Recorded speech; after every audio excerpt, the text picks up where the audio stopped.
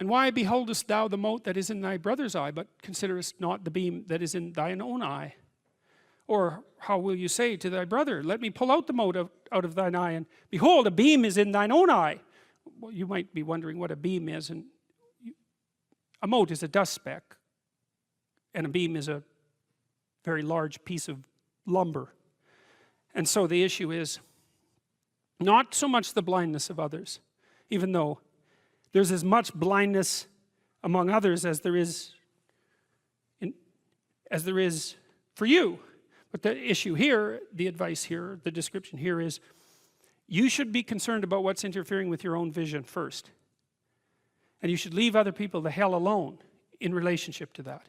And so if your mode of being in the world is, if you would just act better, things would improve for me, or if you identify the evil and the catastrophe as something that's outside, that someone else needs to fix, or that someone else is responsible for, then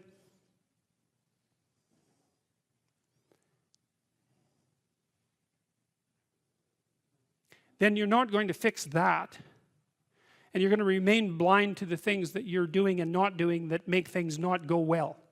And so it's just better to think, all right, I'm probably blind in many, many ways.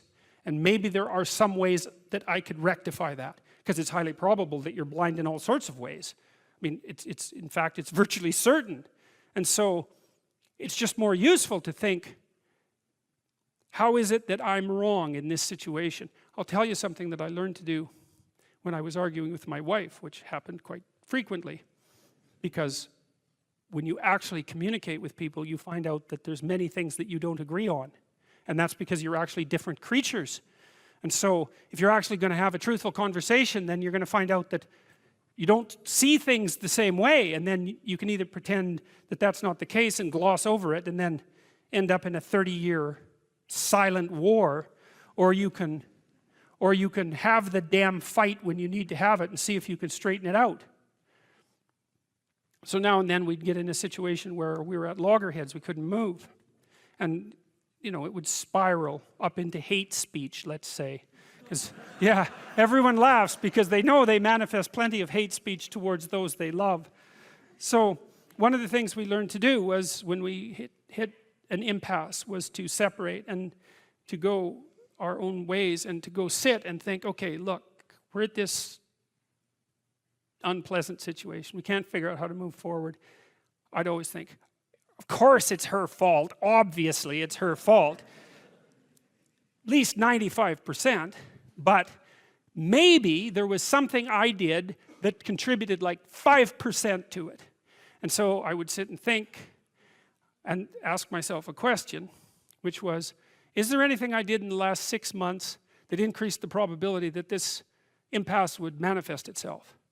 And I'll tell you, you have no idea how fast your mind will generate an answer to a question like that. Because there's undoubtedly some idiotic thing that you did, that you know, that you remember, that increased the probability that you're going to have your hands around the throat of the person that you love. And then you can go tell them that. And then you can have a conversation, especially if they do the same thing. Say, look, you know, here's how I'm an idiot in this situation. And the other person says, well, yeah, here's how I'm an idiot. And then you're two idiots, and then maybe you can have a conversation. So, thou hypocrite, first cast out the beam out of thine own eye, and then shalt thou see clearly to cast out the mote of thy brother's eye. That's, hey, hard to argue with that. Ask, and it shall be given you. Seek, and ye shall find. Knock, and it shall be opened unto you. For everyone that asketh receiveth, and he that seeketh findeth, and to him that knocketh it shall be opened. That sounded pretty optimistic again. But again, I think it's a description of the structure of existential reality, and by which I mean, when I'm in my clinical practice and I observe, and this is also the case with my students, is, let's say, people's lives aren't what they would like them to be. And so then you ask, why? Well, forget about tragedy and catastrophe, because that's self-evident, and we're not going to discuss that.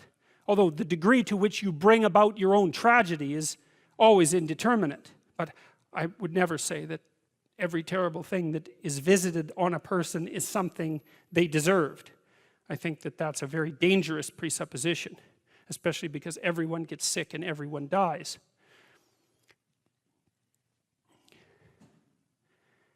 But one of the main reasons that people don't get what they want is because they don't actually figure out what it is. And the probability that you're going to get what would be good for you, let's say, which would even be better than what you want, right? Because, you know, you might be wrong about what you want easily. But maybe you could get what would really be good for you. Well, why don't you? Well, because you don't try.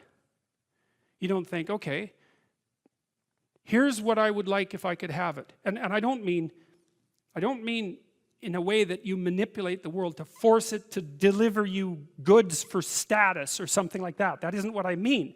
I mean something like, imagine that you were taking care of yourself like you were someone you actually cared for.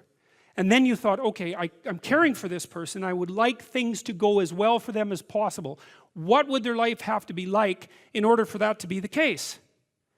Well, people don't do that. They don't sit down and think, all right, you know, let's figure it out. You've got a life. It's hard, obviously. It's like 3 years from now, you can have what you need.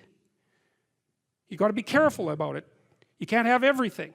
You can have what would be good for you, but you have to figure out what it is, and then you have to aim at it. Well, my experience with people has been if they figure out what it is that would be good for them, and then they aim at it, then they get it. And it's strange because it's a strange thing. It's not quite that simple because, you know, you may formulate an idea about what would be good for you, and then you take 10 steps towards that, and you find out that your formulation was a bit off, and so you have to reformulate your goal. You know, so you're kind of going like this as you move towards the goal. But a huge part of the reason that people fail is because they don't ever set up the criteria for success. And so, since success is a very narrow line and very unlikely, the probability that you're going to stumble on it randomly is 0. And so there's a proposition here, and the proposition is, if you actually want something, you can have it. Now the question then would be, well, what do you mean by actually want? And the answer is that you reorient your life in every possible way to make the probability that that will occur as certain as possible. And that's a sacrificial idea, right? It's like, you don't get everything. Obviously. But maybe you can have what you need. And maybe all you have to do to get it is ask. But asking isn't a whim or today's wish. It's like, you have to be deadly serious about it. You have to think, okay, like, I'm taking stock of myself. And if I was going to live properly in the world and I was going to set myself up such that being would justify itself in my estimation, and I don't mean as a harsh judge, exactly what is it that I would aim at? Well, one of the things I've found is that in test of this theory, let's say, you could try this. This is a form of prayer, knocking. Sit on your bed one day and ask yourself, what remarkably stupid things am I doing on a regular basis to absolutely screw up my life? And if you actually ask that question, but you have to want to know the answer, right? Because that's actually what asking the question means. It doesn't mean just mouthing the words. It means you have to decide that you want to know. You'll figure that's out so fast it'll make your hair curl. It's as if Jung thought about this. He thought that people had 2 poles of consciousness, and one was the individual consciousness that we each identify with, and the other was something he called the self, and the self is you might think about it as the divine within. That's close enough approximation. It's the universal part of your consciousness. It's your conscience. That's another way of thinking about it, whatever your conscience is. But it's something that you can consult. It's like the Socratic daemon. Socrates said that the thing that made him different than everyone else in Greece was that he consulted his daemon, his genius. He asked himself how it was that he should conduct himself in the world, and then he did that, whatever it was. He didn't try to force a solution, he didn't try to force a solution selfishly. He asked, I'm going to manifest myself in the best possible manner in the world. I would like to do that. What would that be? Well, you're perfectly capable of thinking. God only knows how. You're perfectly capable of immense feats of imagination and dream and fantasy. It's God only knows how you do all of that. What would happen if you consulted yourself about the best possible outcome for you? You might get an answer. Well, that's what this proposition is.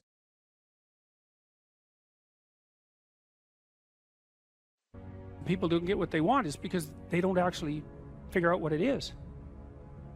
And the probability that you're going to get what would be good for you, let's say, which would even be better than what you want, right? Because, you know, you might be wrong about what you want easily, but maybe you could get what would really be good for you. Well, why don't you? Well, because you don't try. You don't think, okay, here's what I would like if I could have it. And I don't mean in a way that you manipulate the world to force it to deliver you goods for status or something like that. That isn't what I mean.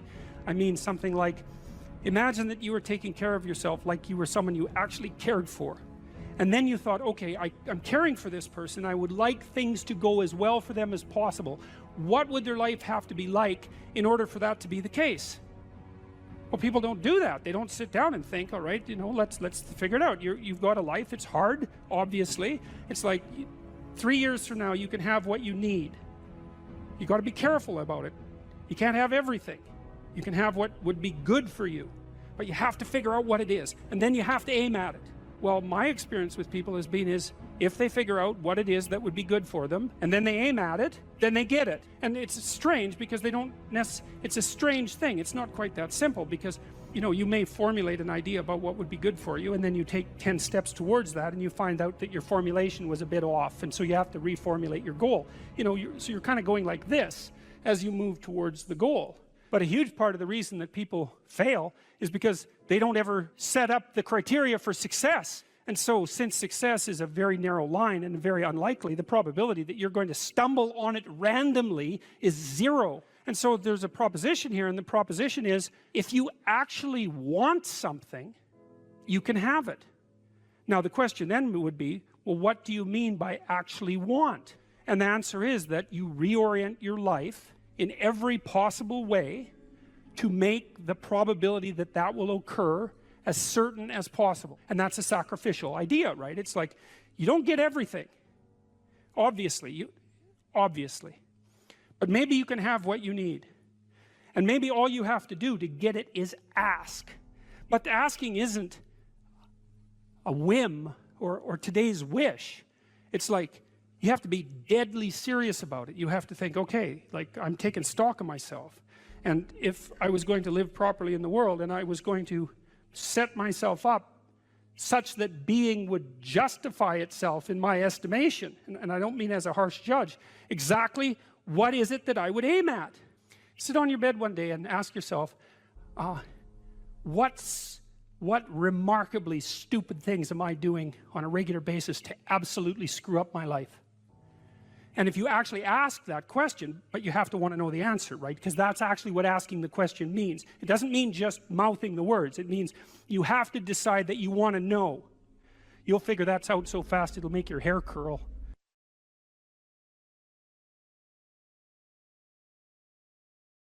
Agreeableness is a very difficult personality dimension to understand, I think, partly because it's difficult to dissociate from neuroticism and as well from extroversion.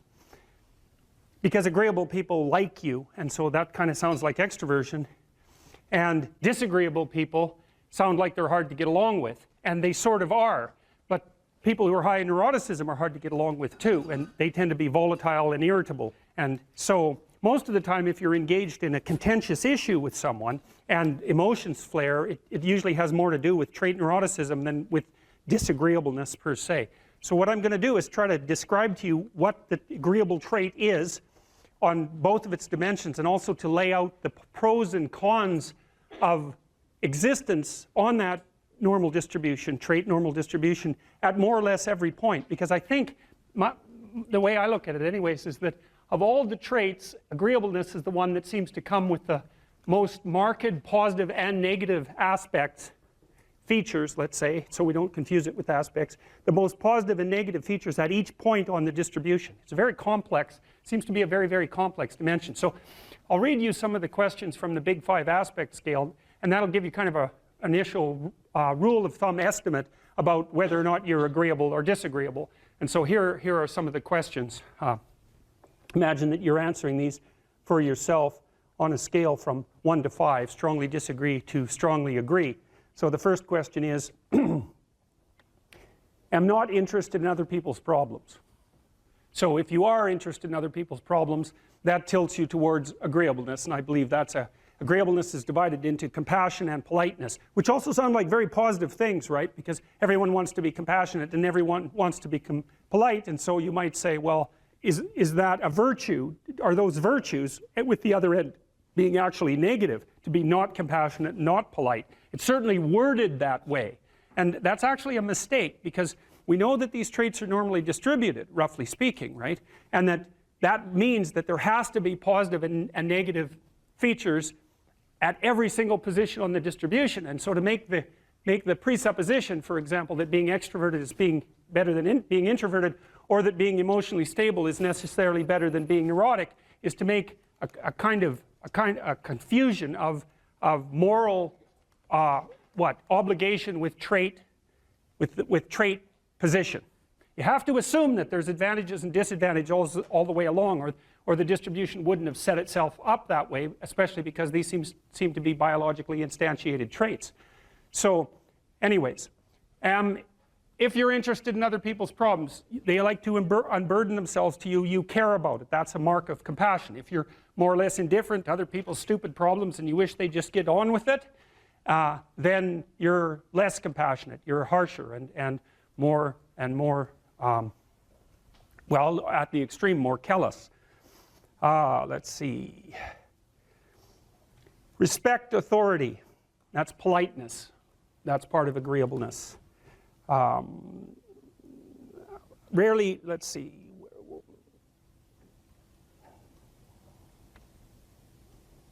Feel others' emotions. Compassion. Inquire about others' well-being. Compassion.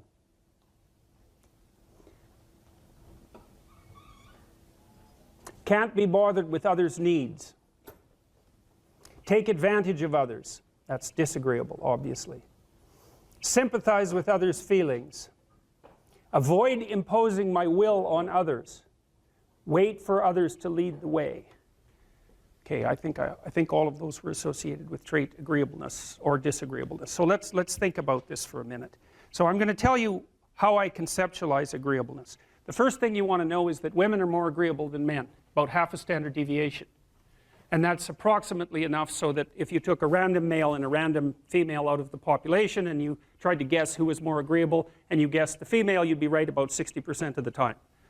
So, but what's interesting about that, and this is something also to keep in mind, is about normal distributions, you know. So imagine you have a normal distribution so that most people are in the middle, and then you have another normal distribution, male and female, and mostly they overlap. But you see out here and out here, they don't overlap at all. And so even though on average men and women aren't that much different in terms of their levels of agreeableness by the group, if you go out and you look at the extremes, they're very different. So all of the most agreeable people are women, and all of the most disagreeable people are men. And the thing is, the extremes are often what matter rather than what's in the middle.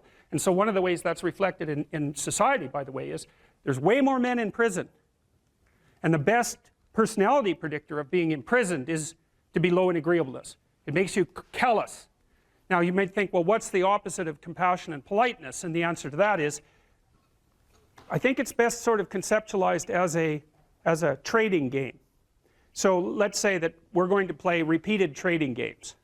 And if you're very agreeable, then you're going to bargain harder on my behalf than you're going to bargain on your own behalf. Whereas if you're very disagreeable, you're going to do the reverse. You're going to think, I'm in this trading game for me, and you're going to take care of your own interests. Where an agreeable person is going to say, no, at best this is, at worst this has to be 50-50, but I'd like to help you every way I can. Okay, now so you kind of understand that. Now the advantage to being agreeable then is that you're good in teams and you're very much likely to give other people credit. The downside of being agreeable is that you're not very good at putting forward your own interests. And so one of the things that predicts salary across time, for example, is agreeableness, and it predicts it negatively. And so it's part of the reason why women get paid less than men. And this is something for the women in the class to really listen to. Because how you get paid across time depends on a very large number of things, right? It depends on your skills and your abilities and your position and your social network and all of that. But the other thing it depends on is whether or not you actually go ask for money, or maybe that you don't even ask, because actually you don't ask for money. You tell people that you need to be paid more, or something they don't like will happen. And I don't mean as a threat. I mean that you have to be willing, when you're negotiating, to have an alternative. You go talk to your boss, who isn't going to give you money, because everyone wants money, right? It's a competitive game. You're going to have to go there and say, look, here's what I do. Here's why it's useful. Here's why you have to give me more money. And this is my opportunities if you don't. And then you're not taking your boss's money anyways, because it's very frequently the case that he's working for a whopping big company. But he needs an excuse to give you money, because everyone's asking for money all the time. And so you have to put your case forward powerfully and disagreeably. Now, you don't want to do it too disagreeably, because then he's going to think that you're a son of a bitch, and maybe he's not going to give you anything, and maybe you'll get fired for being mouthy and all of that. And that certainly happens to people who are too disagreeable. You got to get the balance right. But it's definitely the case. And the other thing that happens to women that's also worth noting, and this is probably because they're higher in negative emotion, is they tend to underestimate their own utility in business settings, right? Because if you're trying to evaluate what you're like, and you're more tilted towards negative emotion, then the things that you do that are wrong are going to stand out more on the foreground than the things that you do that are right.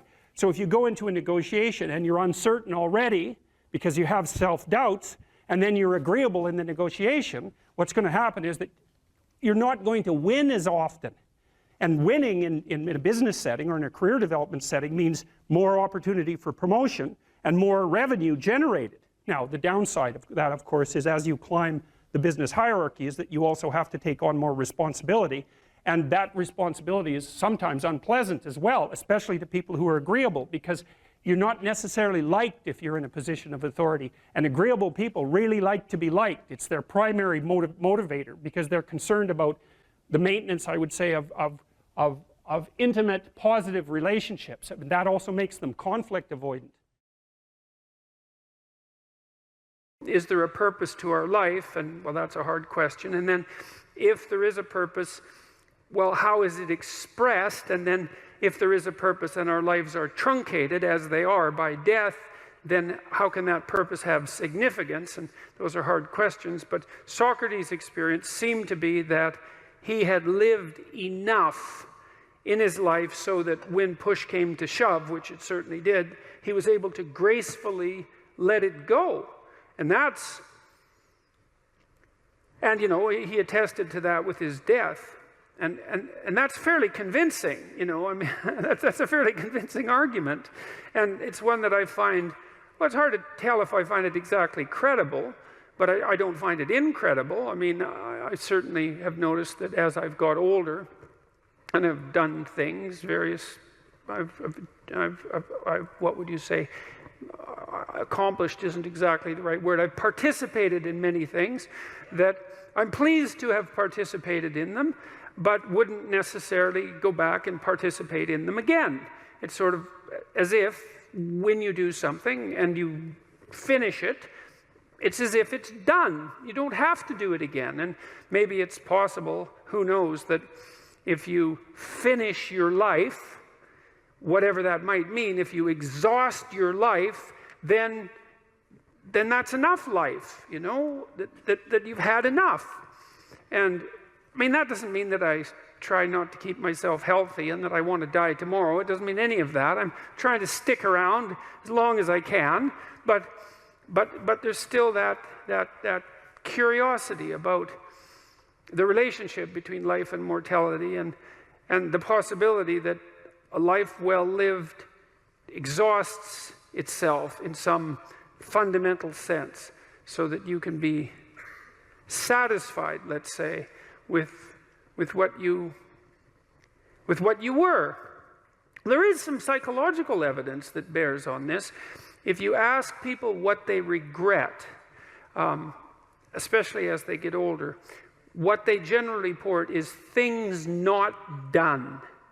So they don't regret so much mistakes they've made, although, of course, people obviously regret mistakes they've made as well. So they don't exactly regret sins of commission, right? Errors that they've actively made. They torment themselves for opportunities that had presented themselves that they did not, let's say, exploit or engage in. And I think that's worth thinking about too, because one thing that I have become convinced about with regards to human consciousness, which I think is equivalent to the spark of divinity in some sense that our fundamental stories insist has been placed within us, is that human consciousness is that faculty that confronts potential itself. I think there's good neurological evidence for this, by the way, for those of you who are scientifically minded, because we build circuits within us for habitual action that we've practiced many times that seem to run in a very deterministic fashion. And we are a strange combination of deterministic and non-deterministic as far as I can tell. But what our consciousness seems to be for is to encounter those things that we have not yet encountered. And those things that we have not yet encountered seem to me to be those things that have not yet been brought into being.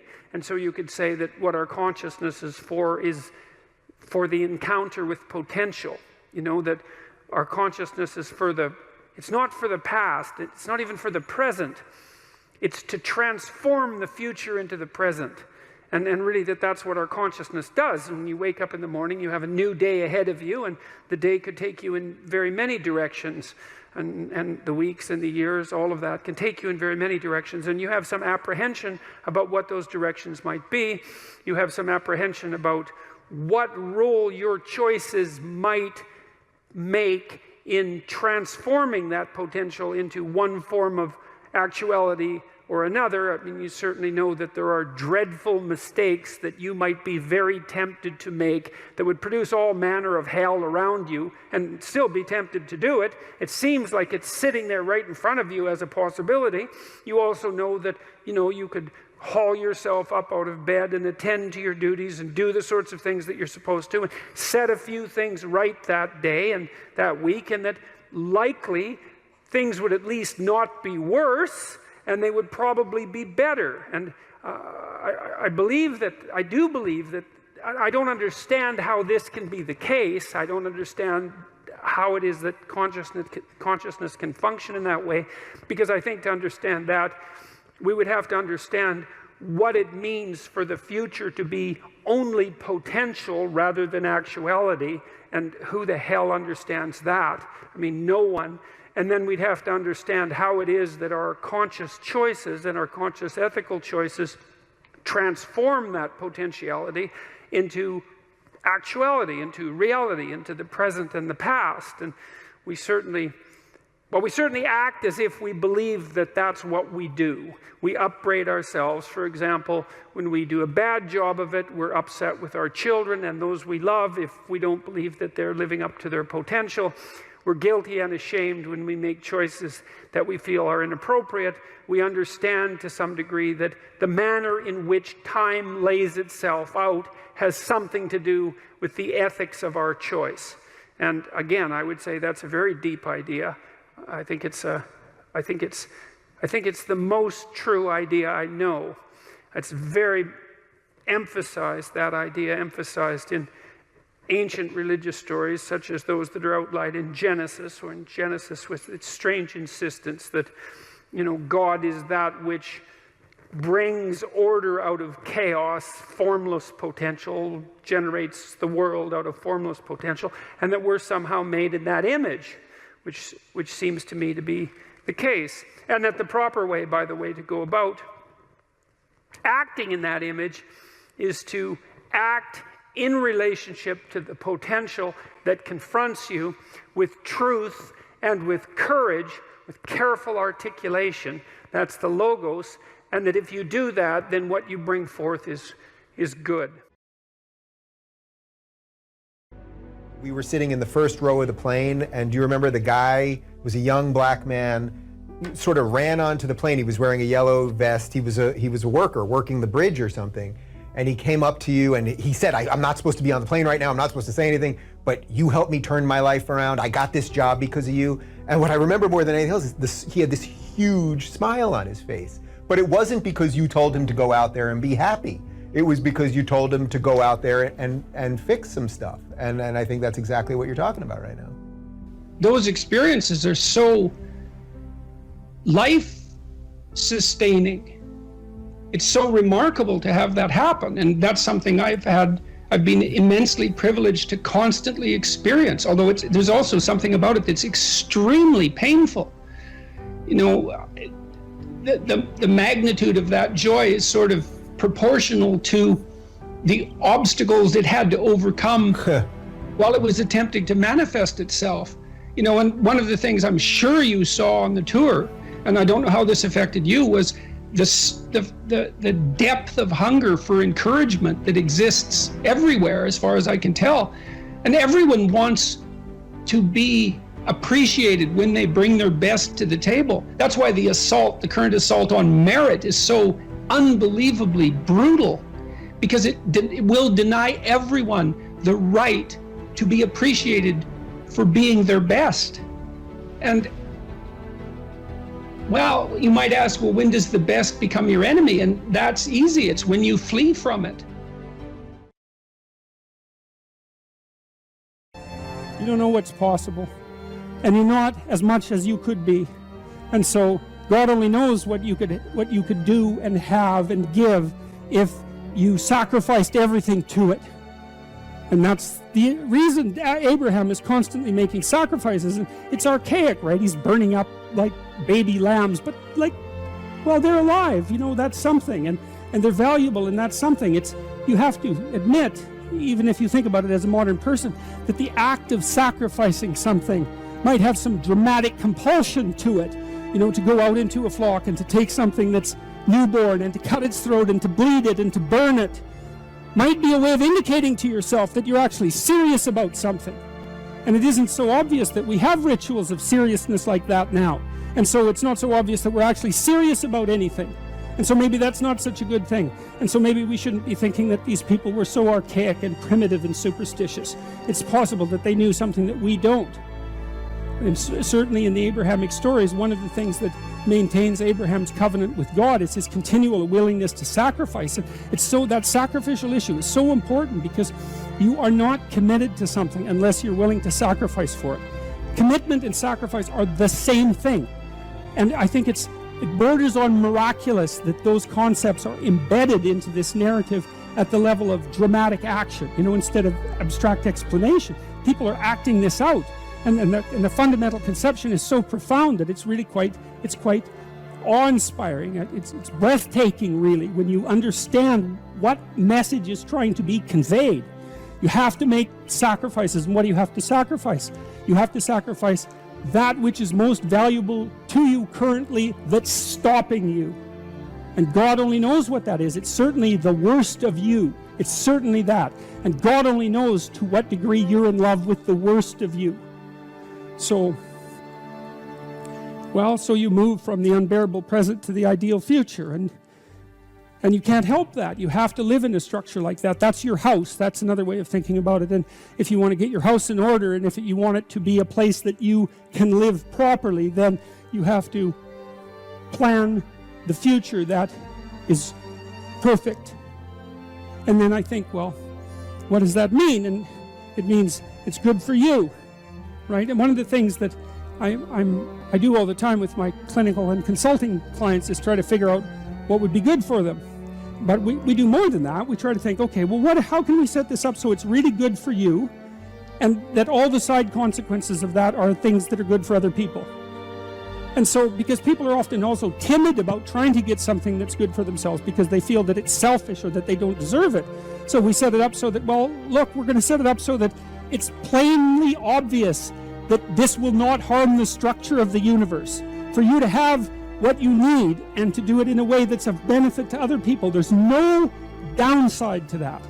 And so it's okay. It's okay if you reach out and take that. And one of the things that's interesting about the biblical stories, the Abrahamic stories as well, is that God doesn't really seem to be opposed to the success of the people that he's chosen.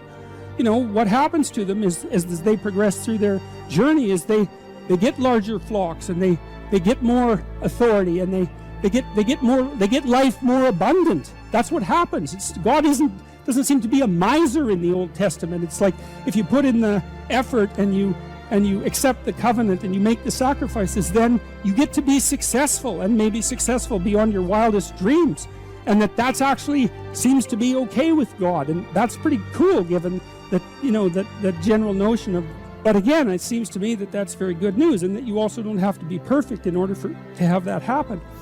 And then the other thing, this is the issue about going into the unknown. It's like, well, if you leave your country and your kin and your father's house and you go out into a land that your intuition guides you to, you're going to undergo these radical transformations. This is a sacrificial transformation too, because you're moving forthrightly and voluntarily into chaos, right? And that's the same as the dragon fight. That's the hero's story. And what will happen there is that you will transform yourself. And so the call to an ideal is also the call to a sequence of deaths and rebirths that move you closer and closer to the ideal.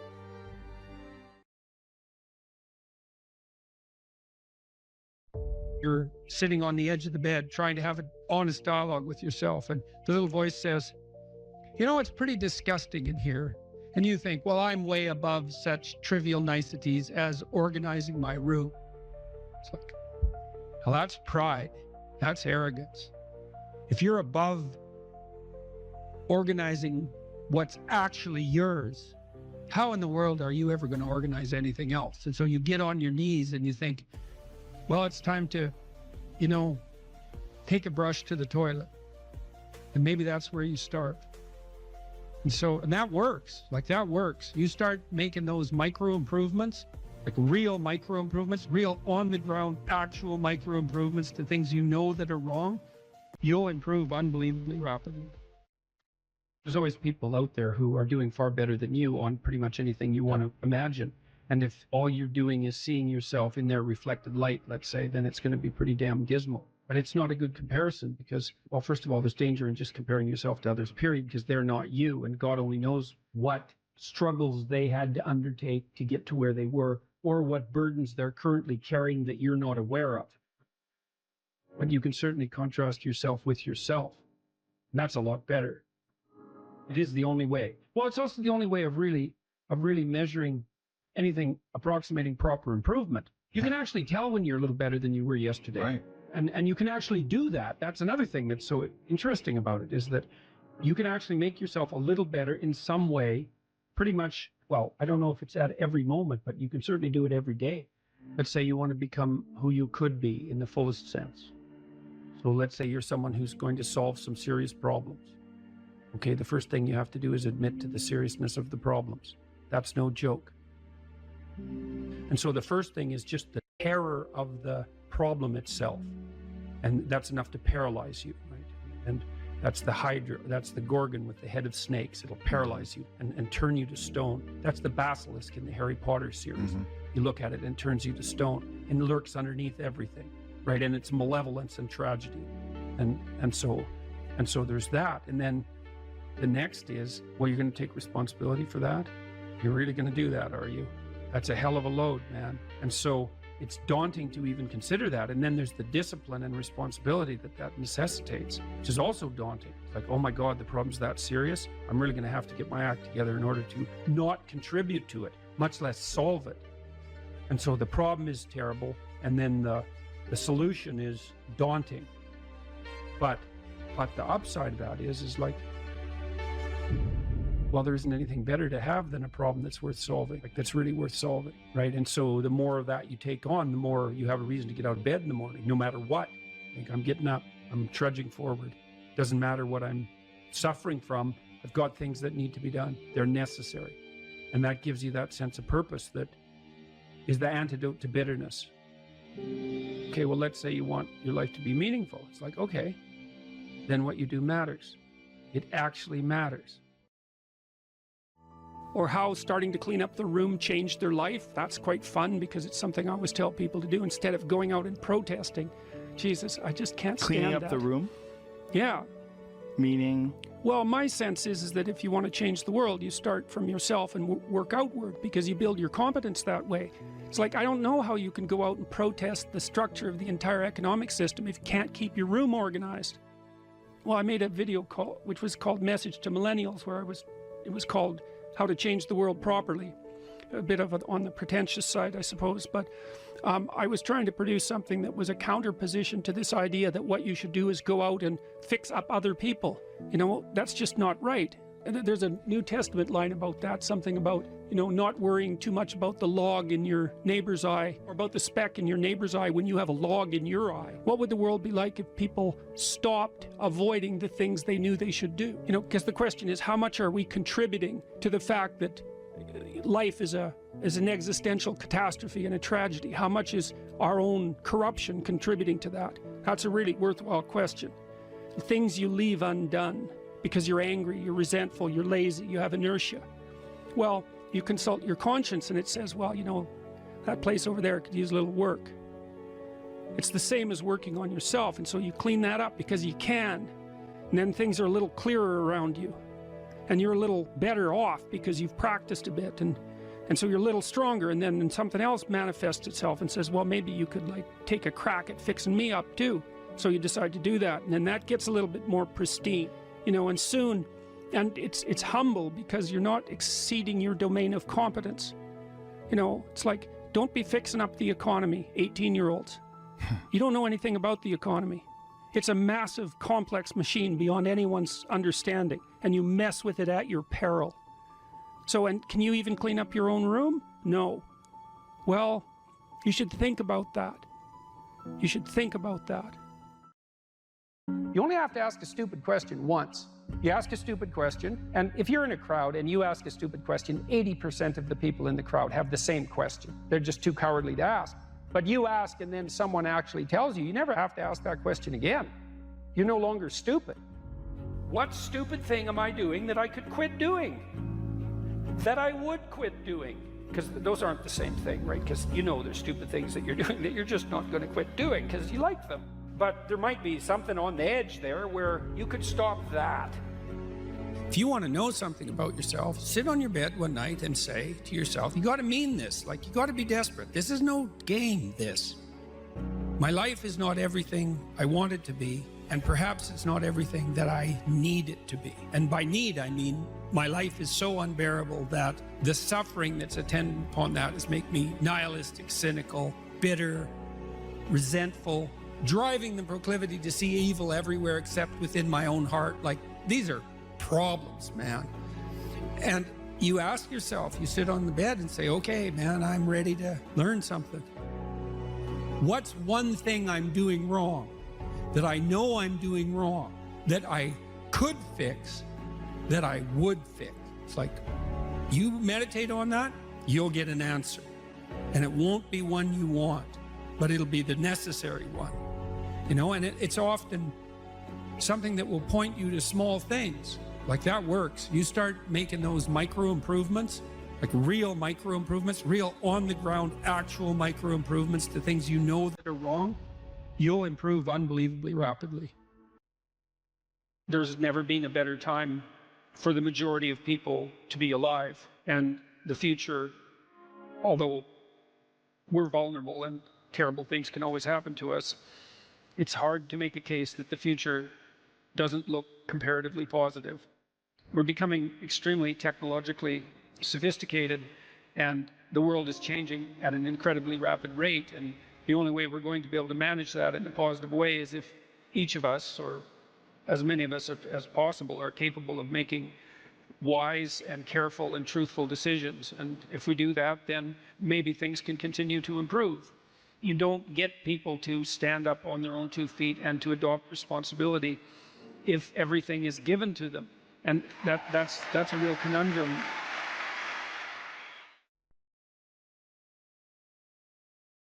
I had an interesting experience the other day. I went to the keg.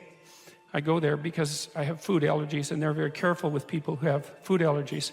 And the waiter took me to the table, and he said that he had been watching my lectures, and that's a very common experience. And he was happy about that, and he said that he'd had 2 promotions at the keg in the last 4 months because he'd been watching my lectures. And I really found that an affecting experience because, you know, you might say, well, he's working as a waiter at the keg and there's nothing particularly heroic about that. And I disagree with that, actually, because I don't care where you're located, you can do a hell of a job, and I mean that literally. You can take whatever job you have and you can make it a real nice little piece of absolute misery. Or you can act like a civilized human being and notice that no matter where you are, there's a richness and a complexity that's completely inexhaustible right at hand. And then you can take that seriously and you can say, well, I happen to be a waiter at the Keg, and he's a young guy, and perhaps that isn't where I want to end up, but it's not nothing. It's a rich environment, and I can make it a lot better if I want to. I can get along properly with my coworkers and not gossip behind their back, and I can treat my customers properly, and if an opportunity comes my way, I can take it, and I can see what happens. And so he said that's what he'd started doing, and that things were working out much better for him. He was in a much better job than he was 3 months ago, and 3 months, that's nothing, right? I mean, that's a nice trajectory. It's an uphill trajectory, and that's what you want, really. An uphill trajectory is actually even better than being somewhere good, as far as I'm concerned, because one of the things that really makes your life meaningful is the clear realization that you're headed somewhere better than you are now. And then it's even better if you also understand that there's a direct causal relationship between the things that you're doing and the steepness of that incline. And so I get a lot of letters from people like that, and they say, well, you know, I've been listening to these lectures and I decided that I'm going to try to take responsibility for my life, and so I've started to stop doing all the stupid things that I know that are stupid, that I know I shouldn't be doing, and I've started doing some of the things that aren't stupid that I know I should be doing, which seems pretty obvious, really, if you think about it. But obvious though it may be, that isn't necessarily what people do. And then they write and say, you can't believe what difference that makes. And they're thrilled about it. And so I'm thrilled about it when I get letters like that, because I really don't experience anything as better than a letter like that or a message like that, because it's so good to see things that aren't so good replaced by something better. And I really do think it's an open question. I truly believe it's an open question to what degree we could make things better if that's what we actually aimed at doing. Well, there's two modes of being in the world, right? There's one where you adopt the responsibility for living properly, for being properly, and you make the sacrifices necessary for doing that, and then everything will flourish properly. And the other one is a pathway of resentment and bitterness and rejection and murder and genocide, and that just seems exactly right to me. And so if the positive path beckons, if you can actually see what it is, if you can lower yourself enough to see what it is. Carl Jung said once that modern people didn't see God because they didn't look low enough. It's a phrase I really, really like, because people denigrate the opportunities that are right in front of them. And there's no reason to do that, because what's right in front of you is the majesty of being. That's what's right in front of you. It's inexhaustibly complex and full of potential, and there's no reason to assume that wherever you happen to be isn't as good a starting place as anywhere else. Now, you know, I know some people have terrible, terrible lives. They're in situations that are absolutely unbearable, but I also do know that even situations like that can be made a hell of a lot worse by the worst kind of attitude, that's for sure. So anyway, so that's where you are. You're in a damaged structure. You're a damaged structure. You're in a damaged structure, but, you know, at least it's got some walls. You know, you're not being fed to the lions on a regular basis, so that's a good thing. And you can emerge forward heroically to confront the chaos that constantly threatens the structure within which you live, and you can free something as a consequence of that. You can learn something, you can strengthen yourself. That's the other thing, because what you're actually made of, in many ways, that what informs you, what you're made of, is what you encounter when you voluntarily encounter the unknown. And so the more you voluntarily encounter the unknown, the more you get made of, and the more you get made of, the more there is to you, and then the more you're good at encountering the unknown and restructuring order and calling forth proper order out of the potential of being. And God, you got to think, why wouldn't you do that, since you can do that? And it's an endless mystery. You know, I think part of it is that people don't aspire to the highest good because they're deeply ashamed of themselves and their weaknesses and their insufficiencies. And that's not the only reason. I mean, there's the desire to avoid responsibility, and there's all the negative motivations as well, like resentment and hatred and the desire to make things worse. I don't want to, you know, give us too much of a break, but it's something like that. it's okay to not be in a very good place if what you're trying to do with that not very good place is make it better. And the fact that things aren't exactly the way they should be at least gives you something to do, you know, and maybe something great to do, because there's no shortage of suffering and trouble that besets the world that you could conceivably ameliorate in some way. And the utility of that and the intrinsic meaning of that is self-evident. So it also makes me curious about nihilism, for example, and despair, because I mean, I understand those emotions, I understand them deeply, and the intellectual mindset goes along with it, but they just seem beside the point to me in some sense, because there are so many things that need doing that all you really have to do is open your eyes and look at them and then decide that you're actually going to do something about them. And you might think, well, what's within my scope of influence is so trivial that it's not worth doing. It's like, it won't stay trivial for long if you do it. Not at all, and I don't think it's trivial to begin with. I really don't believe that anything done right is trivial. My experience in my life has been that anything I actually did paid off. It didn't pay off necessarily in the way that I expected it to pay off. That's a whole different story. But if it was genuine commitment to do something, even if it went sideways and the outcome was really something other than what I expected, the net consequence over time was nothing but good. So every new frontier that can be conquered is an advance forward, and there's no shortage of frontier because we're surrounded by the unknown. We're surrounded by our own ignorance, and we can continually move into that domain, into the domain of chaos, or we can restructure pathological order, and that's the secret to proper being. And so then you encounter chaos that way, you know, and then you can regard yourself as the sort of entity that, despite its insufficiency, has the capability to conquer chaos, despite the danger of that. That's the other thing, because the fact that you're fragile is actually a precondition for your heroism, because if you weren't fragile, then there'd be nothing heroic about doing something difficult, right? Because if you couldn't be hurt or damaged or defeated or end up in failure, then where's the moral courage in the endeavor? It has to be that the fragility is built into the courage, and so it's not a reason not to engage in it at all. In fact, quite the contrary. And so then, you know, what do? Well, you put the city back together, and maybe the way you want it, so that it's functional and efficient and beautiful, and so that people can flourish there, and flourish in a manner that makes them feel that the unbearable catastrophe of being is worth it for the experience. That's what you're aiming at. And it's not an impossibility. It's not an impossibility. And then not only that, not only do you repair the city when you do that, but you make yourself the sort of thing that continually repairs the city. And that's even better. That's the end goal, because it's not the repair of the city that's the goal. It's the transformation of yourself into the thing that continually repairs the city. And so there's just no reason for that not to happen. And the more it can happen, the better.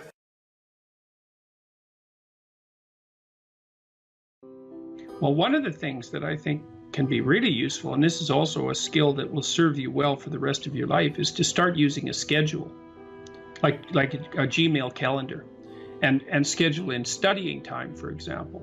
Now, so I've got some thoughts about using a schedule. People often don't like schedules because it's like developing your own tyrant. You know, it's, okay, well, here's a whole bunch of things I have to do tomorrow. That's my schedule, and I better stick with it, or I'm a bad person, I'm a failure. And that's not the right way to go about it, the scheduling. What you want to do with the schedule is design the day that you would like to have.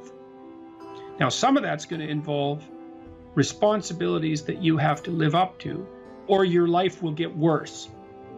Right? So, but I would say, if you're trying to start learning how to manage your school stress, is like, schedule in 10 minutes of homework. Maybe before you go to school in the morning, if you can get up. You probably can't, because teenagers have a hard time getting up in the morning. But start with 10 minutes. See if you can train yourself to sit down for 10 minutes after dinner, some regular time, and do 10 minutes of homework. And that's it. Put that in there as a goal. And then maybe if you've done your 10 minutes of homework, you can schedule in, I don't know, 15 minutes of playing a video game if you want, some sort of reward. But start figuring out how to organize your day so that you get to do the things that you want to do, and you do some of the things that you have to do in a manner that you think you could actually do, in a manner that would be sustainable across time. And that, Like the part of your brain that makes you anxious is really unhappy if you don't have a plan. And so one of the fastest ways to start to deal with too much negative emotion, too much stress-related negative emotion, is to make a plan and to make it concrete. And so I would say, and a schedule is an unbelievably useful way of doing that. And you think in my mind, well, in your mind, well, why am I filling out this calendar for the week? And so I know what I'm doing so that I'm not anxious, so that I'm doing things I want to do so I have something to look forward to, and so that I'm doing things that I have to do so that my life doesn't go spiral downhill and make me more miserable and resentful and bitter. And so you can start to use a schedule as your friend, and like that'll take a year of practice to get good at. So if it doesn't work well in the first week, don't give up. Just keep doing it until you get yourself disciplined and are able to stick more and more to your plans. And that will help you so much in your life, you just can't believe it. So what you want to do is chop up that overwhelming infinity into a set of manageable tasks. And you want to think, well, some of those tasks might be like, well, maybe you could put some order into your room, or maybe you could make your room a little bit more beautiful, or maybe you could think of one thing around the house that you could do that would actually be helpful. And you're doing that to improve your life. That's the point. You're not doing it because someone's shaking a stick at you and telling you that this is what you have to do if you're going to be a good person. That's not the point. And you also, with your schedule, you think, well, I'm going to design this schedule for someone I like. And that person that I'm designing the schedule for that I like is going to be me. And so it isn't the schedule of a slave master to a slave. It's a negotiated schedule that you arrange with yourself so that you can have a decent life. But it's a very powerful tool to have a calendar at your disposal. And if you can learn to use that young, just put a few things in it. Put in your classes, put in a few assignments, put in some things that you might want to do. Just start stupidly and badly, and you'll get good at it and assume you'll get good at it over about a year, and that'll change your life. Like if you learn to listen to people, if you decide that you're not going to say things that you know to be untrue, and if you learn how to schedule your time, your life will change for the better so much that you won't believe it, and that will keep happening more and more and more and more as you get older. So it's a great thing to start practicing if you could start practicing that when you're a teenager, and you get that under control by the time you're 18, you'll be absolutely deadly. You'll be so far ahead of other people who don't do any of that you won't believe it, and that'll just continue to accrue benefits as a consequence. Well, the thing is that, or one of the things is that, you are going to be putting up with other people's problems and troubles for the rest of your life. And what you want to do is live your life in a manner that makes all of that tolerable. And so I would say, with the scheduling and with the attempt to speak honestly, and with the development of goals that are valuable to you, you're going to be occupied enough with your own life and see enough of the quality of that life so that you'll be able to tolerate a fair bit of noise and stress coming at you from other directions. And I would also say that the more that you put yourself together in the manner that we've already discussed, the better other people will treat you, and the less unnecessary suffering and distress that you're going to encounter. And I would say, and I'll close with this, I would say to your viewers, don't underestimate the utility of getting your act together. Another thing you can do is, and this is like deciding that you're going to stop saying things that you know not to be true. The other thing is, you could decide to stop doing things that you notice make you weak. And it's a game that you're playing with yourself. It's like you're out with your friends, you do something maybe because you think it'll make you popular, and you notice that makes you feel kind of subordinate and weak, and think, aha, I shouldn't do that again. I don't know exactly what it is that I did wrong, but it made me feel weak. It made me feel like I was coming apart at the seams. It's not the thing I should repeat. So you try to do things that make you stronger. You try to say things that make your speech more true and accurate. You try to aim at things that you think are worth attaining, and you get yourself disciplined and in order, and that will do. There's nothing else you can do in your life that will be of more benefit to you and to other people simultaneously. And if you could start that when you're a kid, man, I tell you, you'll be so far ahead. You'll be so far ahead by the time you're 18 or 19 that it'll be like you're in a different universe.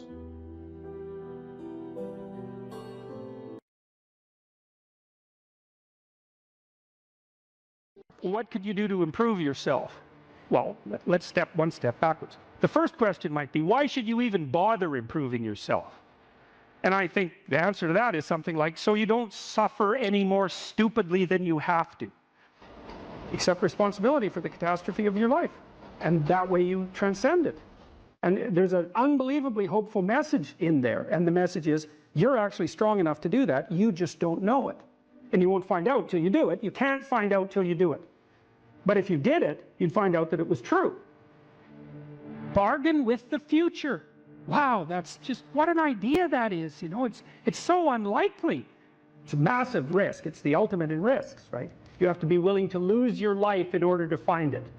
What you're willing to forego today's pleasure for tomorrow's advantage. And that's what sacrifice is. And I would say, start where you can start. You know, if something announces itself to you as in need of repair, that you could repair, then, hey, fix it. You fix 100 things like that, your life will be a lot different. If I wanted to spend 10 minutes making this room better, what would I have to do? And you have to ask yourself that, right? It's not a command, it's like a genuine question.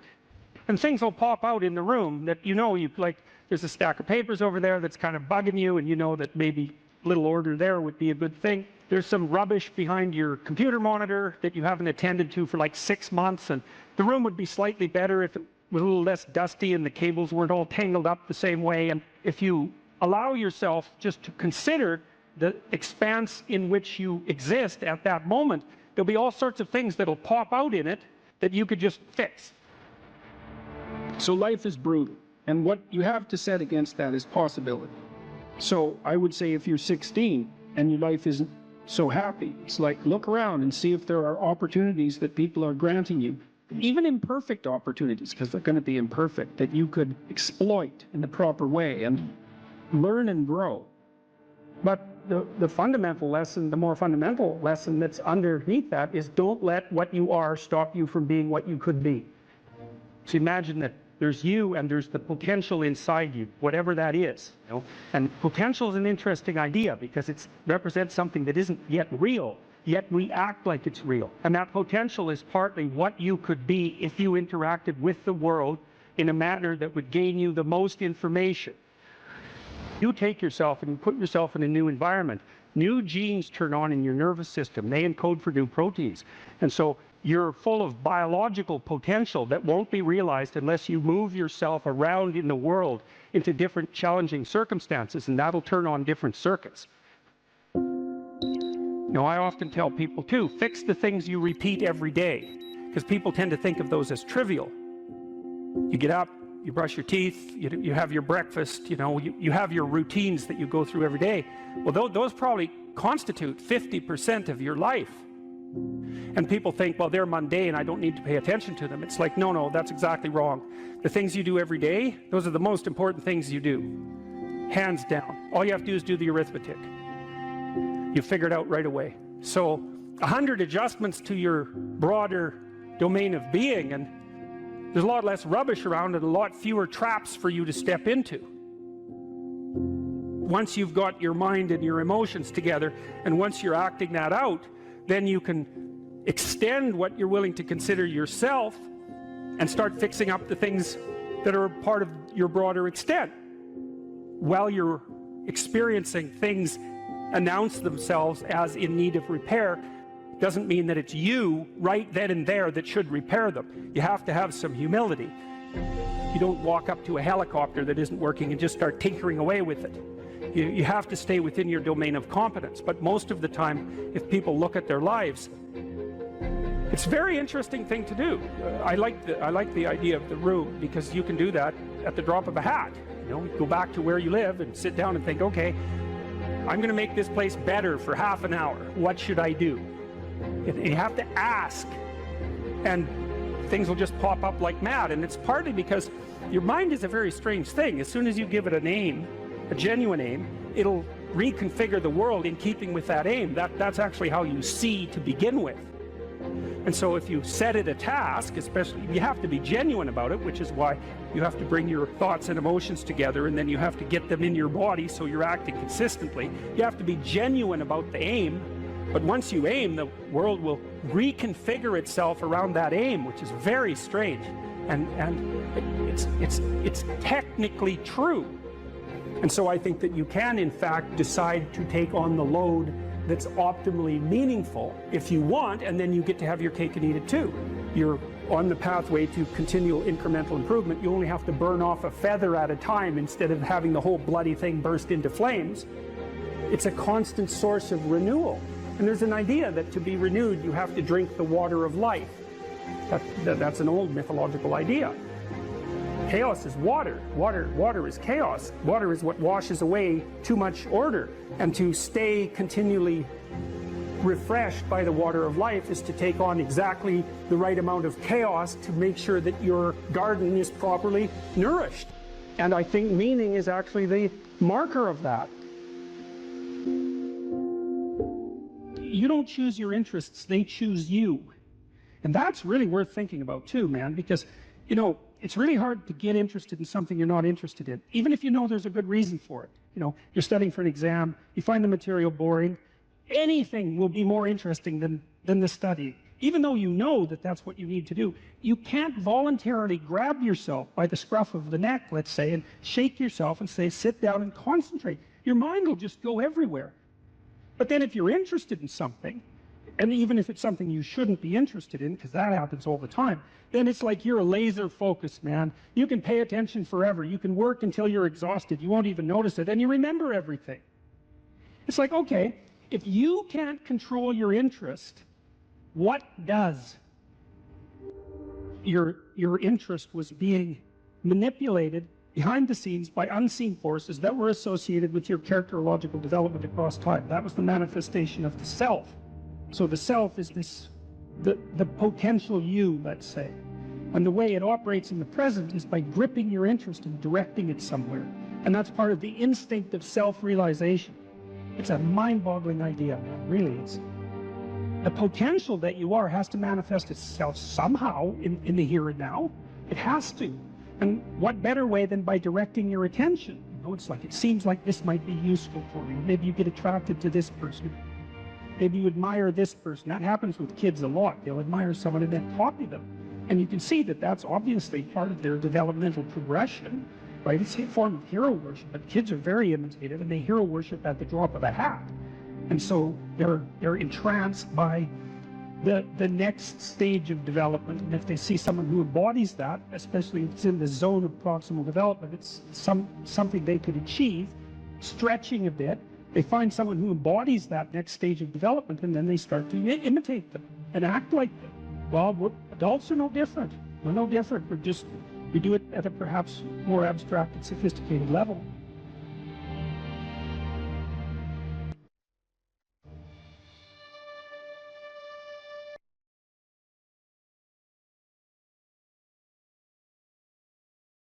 If you're hungry, it's not a deterministic drive.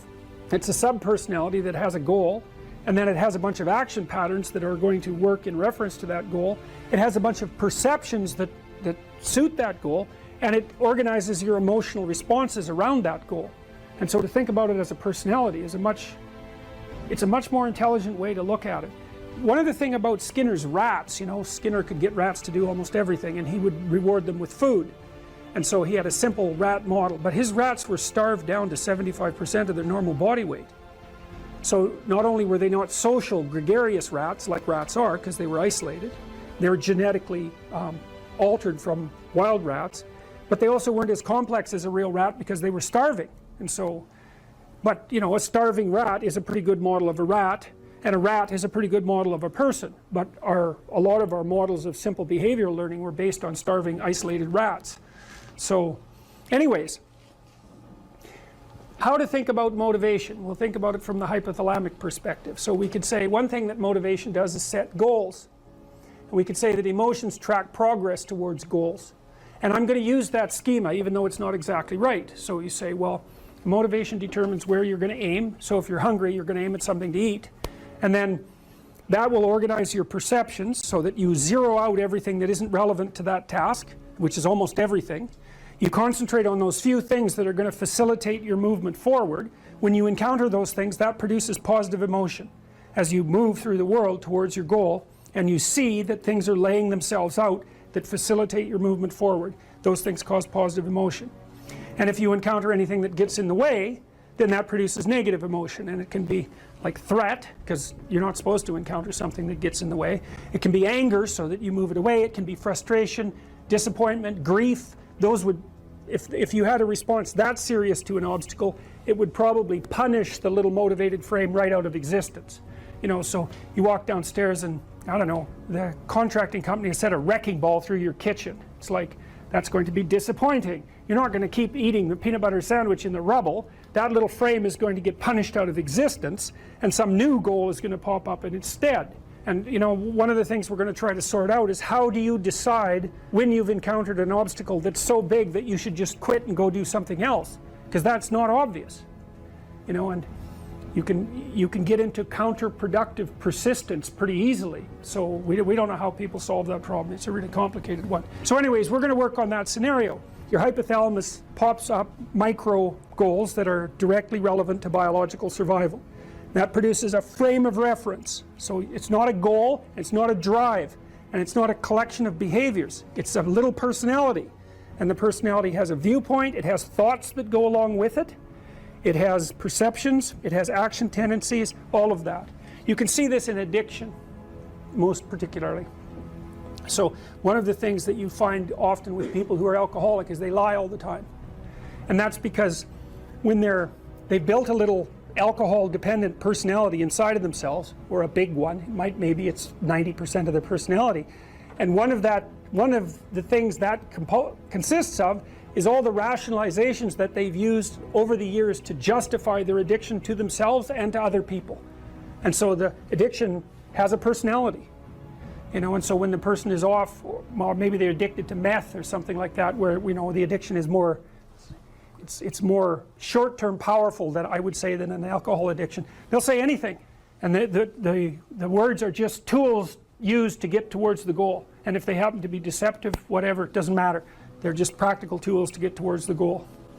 And then when you get towards the goal and you take a nice shot of meth or something like that, you reinforce all those rationales that you used to get the drug, and then the next time you're even a better deceiver and liar. So, okay, so we're going to say motivations, one way of thinking about it is they set goals, but it's not the right way of thinking about it. They produce a whole framework of interpretation. And so we're going to think about that framework of interpretation. And then emotions emerge inside of that. So that's it. So the world is framed, motivation set goals. You could say the world has to be framed. So motivation sets that frame. Goals, emotions, perceptions, and actions. And then actions track progress. So positive emotion says you're moving forward properly towards your goal. And if you encounter something you don't expect, you stop. That's anxiety. It's like, oh, we're not where we thought we were. And so we don't know what to do, so we should stop because we don't know where we are or what we're doing. Stop, frozen. And then the more powerful negative emotions like pain, they might make you get out of there. So emotions, forward, stop, reverse. That's your emotions within that motivated frame. So, and that's another example of how your mind is embedded in your body. Your emotions are like they're offshoots of action tendencies. That's the right way to think about it, because action is everything fundamentally. So what are some basic motivations? Most of these are regulated by the hypothalamus, by the way, and that tells you just how important a control system it is. The other thing that's useful to know about the hypothalamus is that it has projections going up from it that are like tree trunks, and inhibitory projections coming down that are like grapevines. So you can kind of control your hypothalamus as long as it's not on too much, but if it's on in any serious way, it's like it wins. So partly what you do to stop yourself from falling under the dominion of your hypothalamus is to never ever be anywhere where its action is necessary, right? You don't want to go into a biker bar because you might find yourself in a situation where panicked defensive aggression is immediately necessary. You probably don't want that. You don't want the panic, you don't want the terror, you don't want the frenzied fight, you don't want any of that. You don't want to have to run away in absolute panic. So you just don't go there. And a huge part of how we regulate our emotions is just by never going anywhere where we have to experience them. And so that has very little to do with internal inhibitory control and everything to do with staying where you belong. So, okay. So, basic motivations: hunger, thirst, pain. Pain is not regulated by the hypothalamus. That's a different circuit. Anger/aggression, thermoregulation, panic and escape, affiliation and care, sexual desire, exploration, play. And you can kind of break those in, into the classic Darwinian categories too, and say, well, there's a set of motivations that go along with self-maintenance. That'd be your survival. Ingestive and defensive. See, I've sort of coded them there. So the self-maintenance, there's an ingestive set of basic motivations that go with self-maintenance. You say that's hunger, thirst. There's a set of defensive motivations: pain, anger, thermoregulation, panic and escape. And then there's motivations that are associated with reproduction: affiliation, care, and sexual desire. And then I put exploration and play sort of outside of that. I would say because those two things serve both of these approximately equally.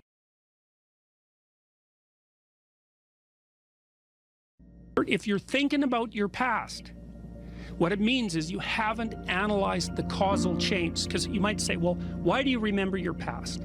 Well, you might say, well, it's in order to have an objective, record of the past. It's like it has nothing to do with that. There's only one reason you remember the past, and that's to be prepared for the future. That's why you remember the past. And so what you're supposed to do is take the past and extract out from it wisdom. And wisdom is the ability to avoid stumbling blindly into ditches. Here's a time in my past I stumbled blindly into this horrible ditch and terrible things happened to me. You need to take that apart. You need to figure out, how was it that events conspired with your participation, voluntarily or involuntarily, so that terrible consequence emerged. You need to know why that happened and how you could react differently in that situation. And as soon as you do that, your brain will leave it alone. It won't obsess you about it anymore, because the anxiety producing parts of your brain are basically trying to tell you where there are obstacles in your environment. Don't go there, there's fire. Maybe you could master the fire, right? Then you're a wielder of fire, you're not just a victim. And lots of situations are dangerous or not dangerous depending on your level of mastery, right? Life is like that. And so a negative emotion that's associated with a memory is something that's crying out for mastery, and writing can really help with that.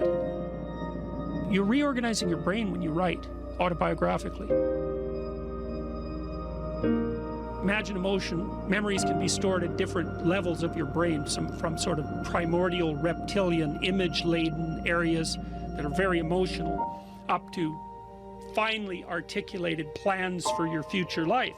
Well, you want to take everything that's negative and emotional and transform that into a fully articulated vision for your future. And that frees you of your past. You shouldn't be thinking about your past. I mean, maybe if you're 80 and you're going over a well-spent life, that's a whole different thing. But if you're 30, 35, or 20, and most of the time you're thinking about your past, it's like your soul is trapped back there. You need to free it through investigation. And the metaphysical language is appropriate, because that is, in a sense, what you're doing. You're trapped in the past. It's like you got to break free of that so you can use all your resources to move ahead into the future.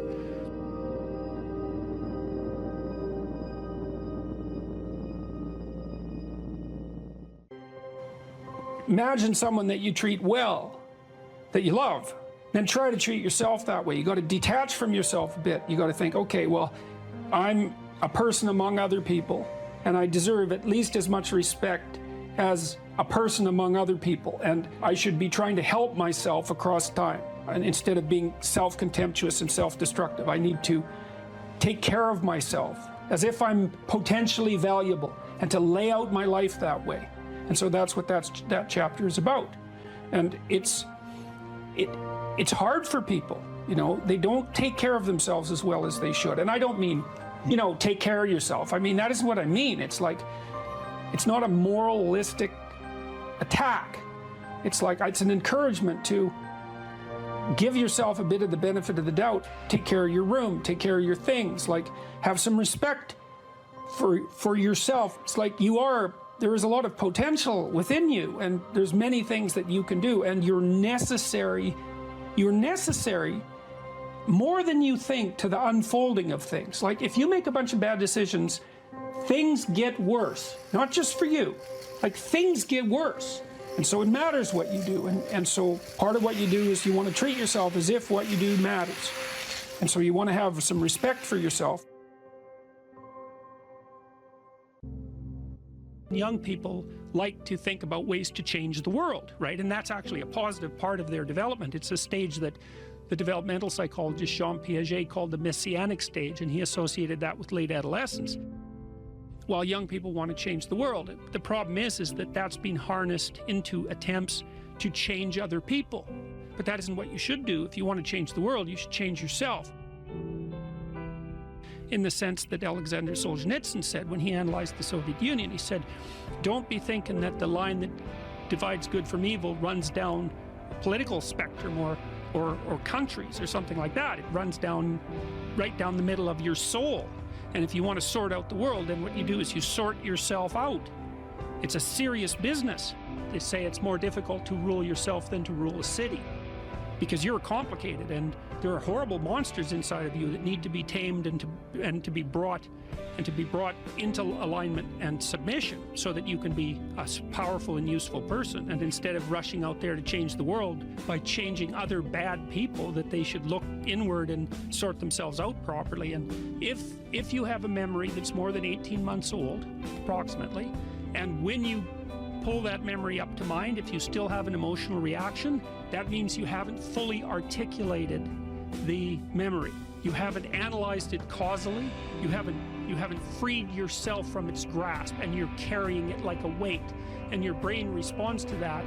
Like, the more weight you're carrying like that, more baggage, let's say, the more of the stress hormone cortisol your brain produces. And cortisol makes you old. Divide your life up into 6 epochs. And then divide each of those, that might be, say, birth to kindergarten, and then maybe elementary school, and then maybe junior high school, however you want to do it. And then to write about the emotionally significant events in each of those epochs, and then to describe their effects on you, and then to analyze how you did in those situations, what you might have done differently, what you might do differently in the future, to straighten out your past. And you know, people are very, very, very, very tough. And it turns out that if you face things that you can put up with a lot more than you think you can put up with, and you can do it without becoming corrupted. And she did recover quite fully, and much as a consequence of her own machinations, because she figured out what was wrong with her and then took the necessary steps to fix it, which is nothing short of a bloody miracle as far as I'm concerned.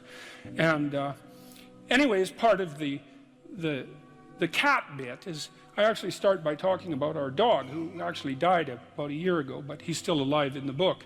I let people know, because dog lovers love dogs, and if you love cats, then they think you don't like dogs, and then they think they don't like you.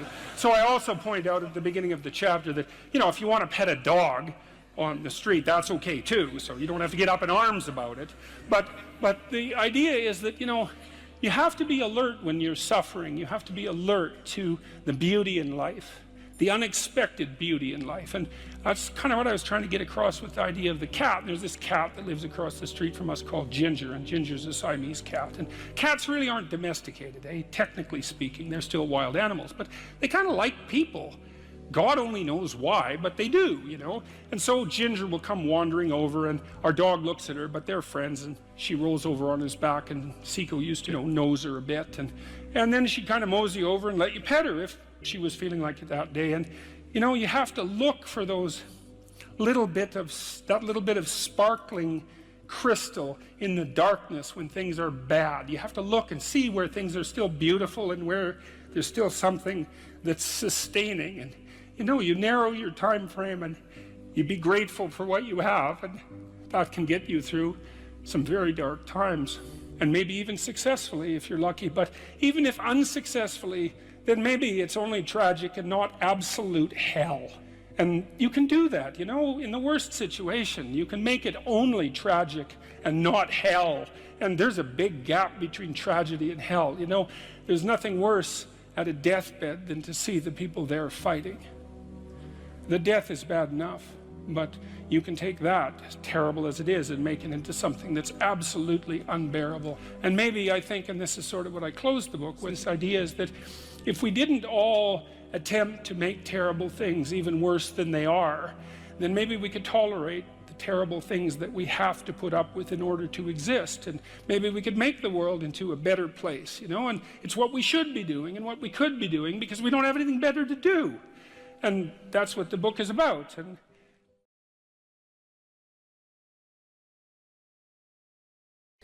I have no direction or goals in my life at the moment. What can I do to regain my compass in life? Well, you talked about that a little bit in your intro. So there's this line in the New Testament, which is kind of mysterious, you might say, but it's really an instruction set. And the line is approximately, knock and the door will open, ask and you will receive, seek and you will find. And you think, well, no way, that can't possibly be true. But it's true if all of that is undertaken seriously. So one of the things that Tammy and I learned to do when we were trying to adjudicate our arguments, and we both tried to abide by that, was like, if I'm upset with her, let's say, it's clearly because she's done something wrong. One of the things that I'm required to do is let her know what my conditions for satisfaction are. It's like, what do I want? And I have to be able to tell her. And I might object, well, if you loved me, dear, you'd know what I want. And people say that to each other all the time, and they should immediately get slapped for that. It's just like, I'm too stupid to know what I want, let alone figure out what you want. You don't even know what you want. So it's good to kind of clue your partner in. Here's what I would, now that doesn't mean once you let the person know that they're necessarily going to deliver it, but they might, especially if you also allow them the luxury of doing it stupidly and badly, at least to begin with. You know, your wife might tell you, when I put some effort into getting ready to go out, I'd like you to say something nice. It's still a bit vague. It's like, okay, dear, exactly what would you like me to say? Well, that's an annoying thing for your wife to have to think through, and it's annoying for you maybe to have to mouth those words, but, you know, you could do it stupid and badly 20 times and maybe get a little expert at it, and by the 100th time, you're like world expert at compliment deliverer, and you can encourage her to pursue her interest in attire, let's say, and why isn't that a good thing for both of you? And so, but that's all dependent on whether or not you're willing to let yourself know what you want. And that's all dependent on whether or not you're willing to ask. And so one of the things you can ask yourself, and this is very useful, is what would your life have to look like in order for it to justify itself to you? And so why would I put it that way? Well, your life is hard. It's full of suffering. It's full of malevolence, for that matter. It's full of malevolent suffering. That's coming for sure. And that's a heavy burden to bear. And you might say, well, it's so heavy that nothing at all could possibly justify it. And I think that's not a productive attitude. I think if you watch your life, you see that there are things that will grip you that do appear to justify the weight of existence. And I think you can commune with yourself, which is a form of thought. It's a form of meditative prayer, but that's a form of thought. And the thought is, what do I want? If I could have what I wanted and needed, what would that look like? And you might say, well, why would I associate thought with meditative prayer? It's like, well, what the hell do you think you're doing when you're thinking, if it isn't praying? It's the same thing. You first of all, you formulate a question. What do I want? And then you ask it. And you might say, well, who are you asking? Well, you're asking yourself. That would be the classic modern answer. It's like, well, if you're the person with the answer, why did you have to formulate the question? And so what are you doing when you formulate the question? And what you're doing, really, what you're doing is you're opening yourself up to revelation. And you might say, revelation from what? And that's a good question, no doubt about it. But in some sense, it's a revelation from the ground of being itself. You know, you ask yourself a question. If I could have what I needed and wanted, what would that look like? You'll get a dream, you'll get a vision, and it comes to you. That's the most accurate way of describing it. It makes itself manifest in the theater of your imagination. And in precise proportion to your willingness to actually formulate the question. It's a rather frightening question, you know, to find out, to allow yourself to ask yourself what it is that you really need and want, because you simultaneously make the conditions for failure clear to yourself. And people like to keep that sort of thing foggy and vague so they don't have to hold themselves accountable. That's a dreadful mistake. That's why I wrote Rule 3, do not hide unwanted things in the fog. It's like you should sharpen your aim. You should specify your goals. Now, the price that comes along with that is you'll know when you fail. But the advantage is you'll know when you fail. You can learn. Now, more practically, you don't know where you're going or why, the person who asked this question. So let's decompose the problem a little bit. I don't know what to do with my life. Well, that's a pretty vague problem, because your life that's a big, complex, multidimensional thing, and the probability that you're going to be able to formulate an answer to the question, what's the meaning of my life, is pretty much zero. Because, well, what do you want, a one-sentence answer? Like, it's a one-sentence question. You think there's a one-sentence answer? That's not helpful. And so what I often did practically in my clinical practice, and this is useful to know, especially if you're a bit lost, is, well, where do people generally derive their sense of meaning? And it's not that complicated to figure that out. And this is also a conservative perspective in some sense. Well, most people need or want an intimate relationship and some family interaction. Maybe that's children, maybe it's with your parents or your siblings, but zero family interaction is generally not part of the optimized human condition. Most of us would like to have a friend or two.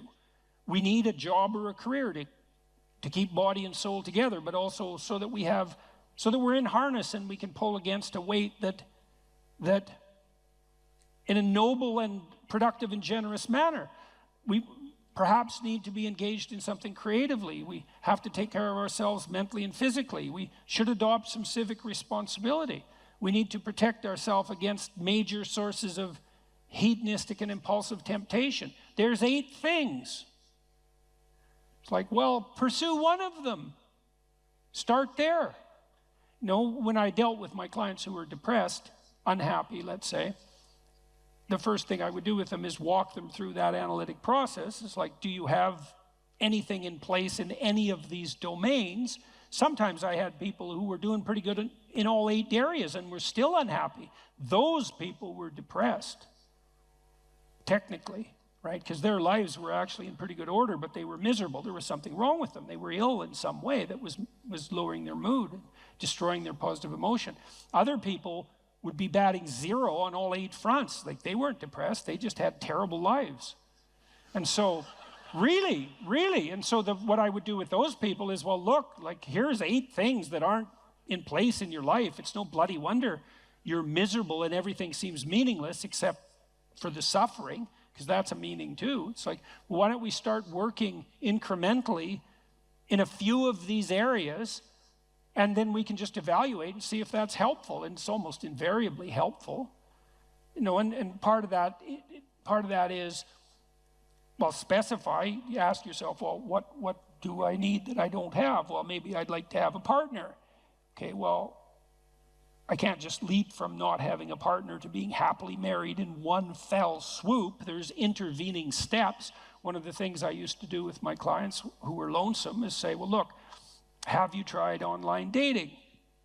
No, I'm too afraid. It's like, well, no wonder you're afraid of it. You have your reasons. But we could start small. It's like, why don't you write out a dating profile? Don't post it. Just go online one of these sites and write out a profile. Who are you? What do you have to offer? And what do you want? Think it through. Write it out. Come up with a coherent story about a coherent representation about who you are. And then figure out what you want. And see how that works. We can play that through. And then maybe when you develop that in a manner that feels solid to you and reliable and genuine, and you've also developed a vision of the person that you're trying to attract, that would help you feel confident in your happiness. If you actually met that person, well, then you're ready to go. Launch it on the site and talk to the person. You know, first maybe it's just text, and then maybe it's coffee. And, you know, there's incremental ways of doing this, and you can do that with all of those 8 domains. It's like, get yourself a life. And if you're firing on all cylinders in all 8 dimensions and you're still depressed, and this is a specific answer to the person formulating this question, if you're still unhappy, you should probably go see someone because you're probably sick. You know, if you've got all of those, if you have all that skill and you have all those relationships and activities in place and you still are suffering an excess of anxiety and pain and insufficient hope and motivation, it's highly probable that something's afflicting you that's in the nature of an illness. But if you have none of those things, it's like, well, it's no wonder you're miserable. Misery is the default human condition in the absence of sustaining meaning, just like hunger is the default condition in the absence of food. And you need productive engagement, productive, generous, reciprocal engagement in order to provide you with the genuine meaning that sustains you in life. And the pathway, a lot of the pathway to that is pretty pragmatic and practical. You got no friends? That's likely a problem. You're a creative person, you have no creative outlet? That's not going to work out for you. No, you're lonesome because you don't have an intimate relationship? That's a source of pain. Those things have to be rectified, and you can do that incrementally, and that works. So that's a practical pathway to incremental improvement. And one of the things that's cool about that, because you might be thinking, oh my God, this is hopeless. I don't have any of those 8 things. I might as well just end it all tonight. It's like, and people certainly think that, you know, and I'm not making light of it. One of the things that's very much worth knowing is that a lot of positive emotion is dependent technically on the observation, on your personal observation that you're moving towards a valued goal. See, not that you've attained the goal. So imagine that you're in your hopeless situation and you decide, well, I'm going to work on the relationship front. Now you develop a vision of what a relationship might be like, and you posit that as a promised land, let's say, and then you differentiate that so you can make incremental steps forward, and the incremental steps are small enough so that you actually take them. As soon as you start to take them and you observe yourself moving forward in relationship to that goal, then first of all, you'll be stabilized on the anxiety front because now you have a purpose that's finite and defined. And second, you have positive emotion because you experience positive emotion in relationship to observing yourself move towards a valued goal. So right away, you don't have to attain the goal in order to be meaningfully engaged. You just have to be on the pathway forward. And so you can benefit from this almost immediately. And if you want to do something practical, I have a program online at selfauthoring.com called Future Authoring that helps people develop a vision on these 8 different dimensions, along these 8 different dimensions that I just outlined. And you could go and do that, do it badly, because you're not going to get it perfect anyways, and then get humble enough to make the incremental steps small enough so someone as useless as you might actually do them, and then away you go. And that works out. We used this program, for example, we had students in 3 universities, but I'll talk about one, vocational college in Canada. We had all the students who were going to this vocational college. We divided them into 2 groups. They either wrote for 90 minutes about what they had done in the last 2 weeks in their life, or they wrote for 90 minutes about their vision across these dimensions that I described. They didn't have any training, no warning, except that they knew they were going to participate in the study, and no one even reviewed what they wrote. And we dropped the dropout rate of those students by 50% in the first year. All they needed was a compelling vision, and that's what we all need. We all need a compelling vision. We're visionary creatures in the literal sense. We need a compelling vision, and one of the things our society does very badly is to encourage people, is to let people know that they are visionaries and to encourage them to develop for themselves a compelling vision. It's very sad that we don't do that, especially because if you do that with people, the results are spectacular and immediate. And one of the things that's been heart-rending, I would say, for both of us, going around the world talking to people, is people frequently stop me on the street and say, the story is in some sense archetypal, although the details vary in interesting ways. I wasn't in a very good place. I was suffering, and there's usually reasons for that. And then I listened to your lectures, which of course are predicated on the observations of brilliant clinicians and psychologists, and so the ideas aren't attributable to me. They're just great ideas. I listened to your lectures, and I started developing a vision and attempting to put my life together, and things are way better. It's like, what's so sad about it's very pleasing to hear that in one sense, because the upside of the story is the improvement, right? The movement away from the catastrophe. But the downside of the story is twofold. First of all, the catastrophe was there to begin with. And second, it didn't take much encouragement to fix it, which brings the question right up to the forefront. Why the hell wasn't that encouragement there to begin with? Why are so many people dying on the vine for lack of an encouraging word? Because it's definitely the case. That pertains to the mental health of young people. And it's in no small part because we do everything we can to punish the spirit out of young people. We especially do that with boys. But we're pretty good at, you can't do that to boys without doing it to girls too in the final analysis, because we're basically stuck with each other. So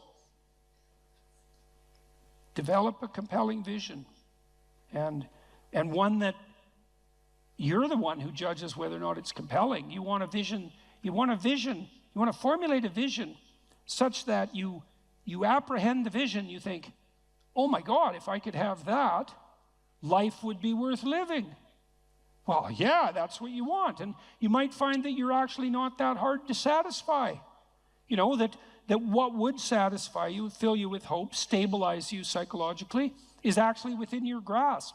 And certainly my experience on the clinical front was that was the case. One of the things I loved about being a clinician, I really loved this, was that generally my clients who were genuinely aiming up, because not all of them were, but most of them were, the ones who were genuinely aiming up made rapid progress. And it was extremely engaging and entertaining to work with them on that. We'd set goals. I want to triple my salary in 3 years. That was fun. It's like, okay, that sounds like a war. How might you do that? And it was extraordinarily entertaining to plot that out, to strategize about it like it was a full-fledged war, but a war for something positive, and a war that would benefit the person who won and also the people around them. And that's well within your grasp. There's any number of things that are right in front of you that you could radically improve with the right vision, and that would result in radical improvement, and not just for you, but for everybody around you. That's just right there in front of everyone. And it's particularly true if what's around you is pretty dismal, because if what's around you is pretty dismal, there's just no shortage of opportunity for improvement. Might be difficult, but man, there's lots of possibilities sitting there as well. So aim up, get a vision, man, and pursue it. And the more of us that do that, the better things are going to be. And it would be better if they were better than if they were worse. And we're certainly trying to sort that out on the cultural front at the moment. It's like, let's aim up, eh? Because down is a very deep hole. And maybe we don't want to blunder into that again.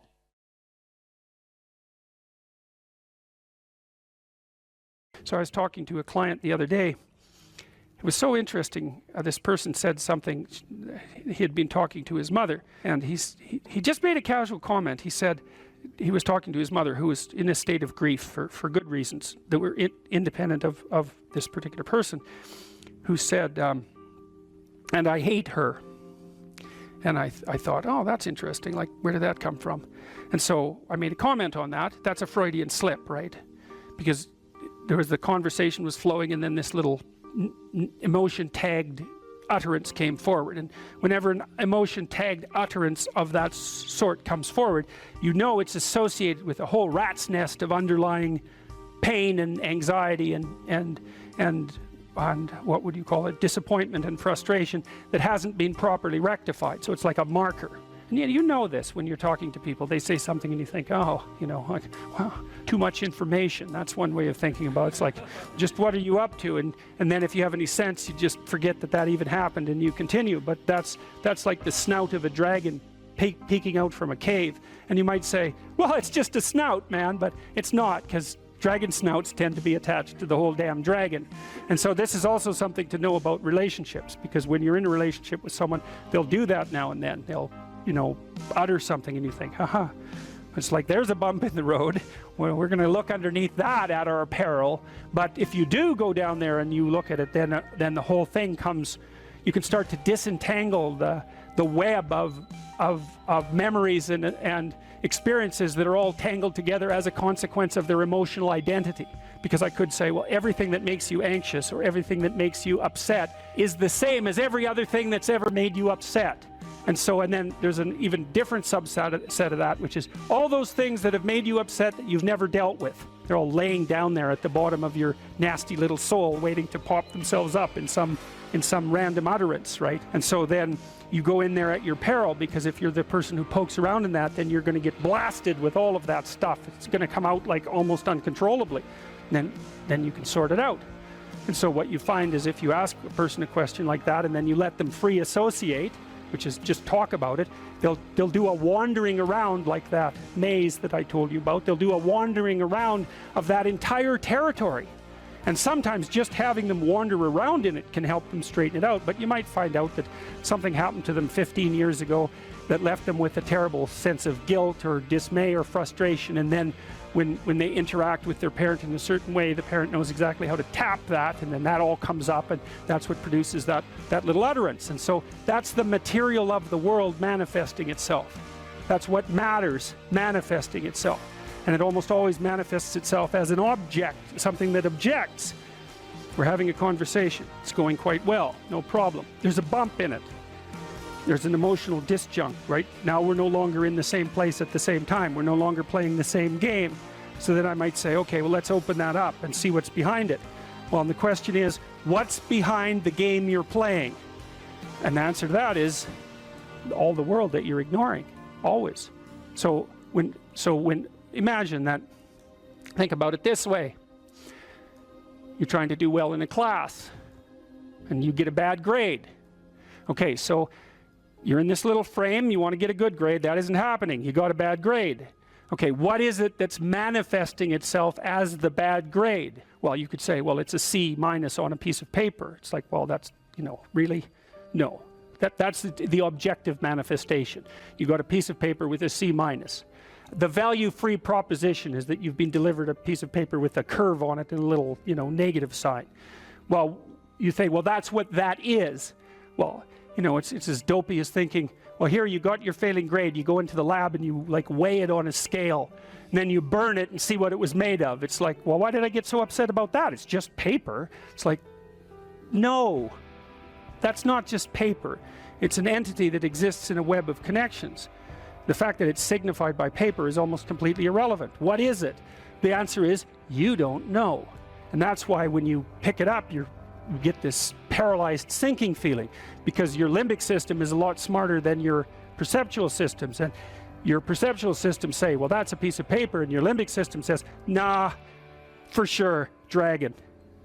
Right, right. And so then you're sweating, and then maybe you put it away and you go play video games, because, you know, better the hypothetical dragon than the real dragon. And so instead you pull out the piece of paper maybe and you think, okay, why did I get this C-? Well, that's a hell of a question, isn't it? It's like, maybe you're stupid. Well, that could be, or at least stupid compared to who you think you are. Like that's the real horror that's lurking there, right? It's like, oh, I thought I was kind of smart.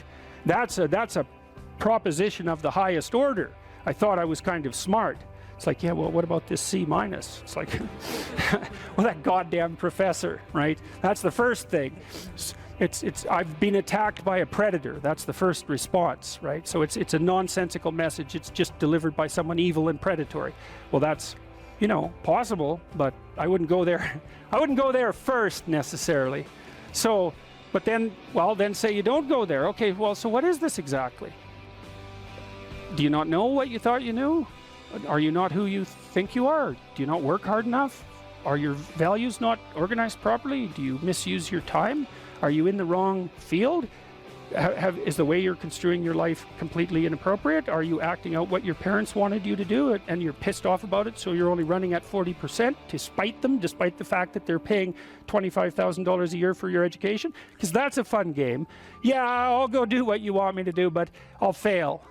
But not completely, because then that wouldn't cost you very much. I'll just fail a little bit, so that you have to spend all that money forcing me to do what I don't want to do, but you'll never get to escape from it. And then every time we interact, I'll stab you in various ways that you don't quite understand, just to show you how irritated I am that I happen to be acting out the destiny that you've put forward for me. So maybe that's part of the dragon, right? And then that pulls in the whole parent thing. And, you know, these are bottomless pits often. When you're in the world and something objects to you, something that matters objects to you, then in the entire unrealized world is in that thing that objects. It's all tangled up inside it. That's why it's the great dragon of chaos. It's everything that's outside of your conceptual structure. And what is that? It's everything that lurks outside of your walled city.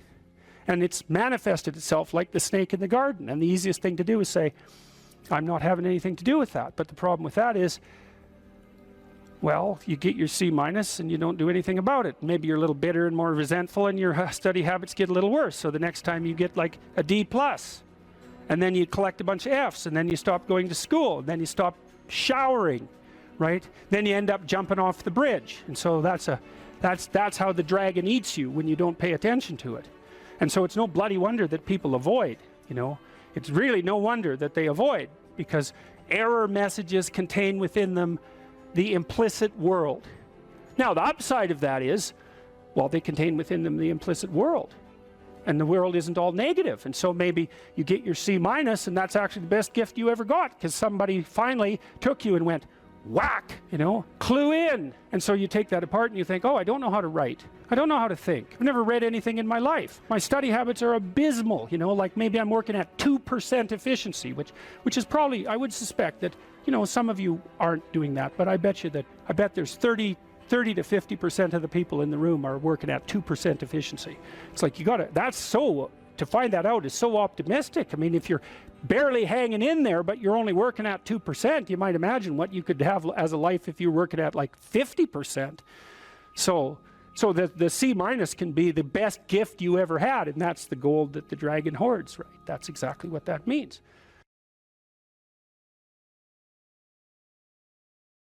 But the young men really need to hear this more, I think, is that you should be a monster. You know, because everyone says, well, you should be harmless. virtuous. You shouldn't do anyone any harm. You should sheath your competitive instinct. You shouldn't try to win. You know, you don't want to be too aggressive. You don't want to be too assertive. You want to take a back seat and all of that. It's like, no. Wrong. You should be a monster, an absolute monster, and then you should learn how to control it. If you're harmless, you're not virtuous. You're just harmless. You're like a rabbit. A rabbit isn't virtuous. It just can't do anything except get eaten. It's not virtuous. If you're a monster and you don't act monstrously, then you're virtuous. But you also have to be a monster. Well, you see this all the time. Harry Potter's like that too. It's like he's flawed, he's hurt, he's got evil in him. He can talk to snakes, man. He breaks rules all the time. All the time. He's not obedient at all. But, you know, he has a good reason for breaking the rules. And if he couldn't break the rules, him and his little clique of rule-breaking, you know, troublemakers, if they didn't break the rules, they wouldn't attain the highest goal. So it's very peculiar, but it's a very, very, very, very common mythological notion. You know, the hero has to be a monster, but a controlled monster. Batman is like that, you know. I mean, it's everywhere. It's the story you always hear. Someone who is incapable of cruelty is a higher moral being than someone who is capable of cruelty. And I would say, and this follows Jung as well, that that's incorrect, and it's dangerously incorrect, because if you are not capable of cruelty, you are absolutely a victim to anyone who is.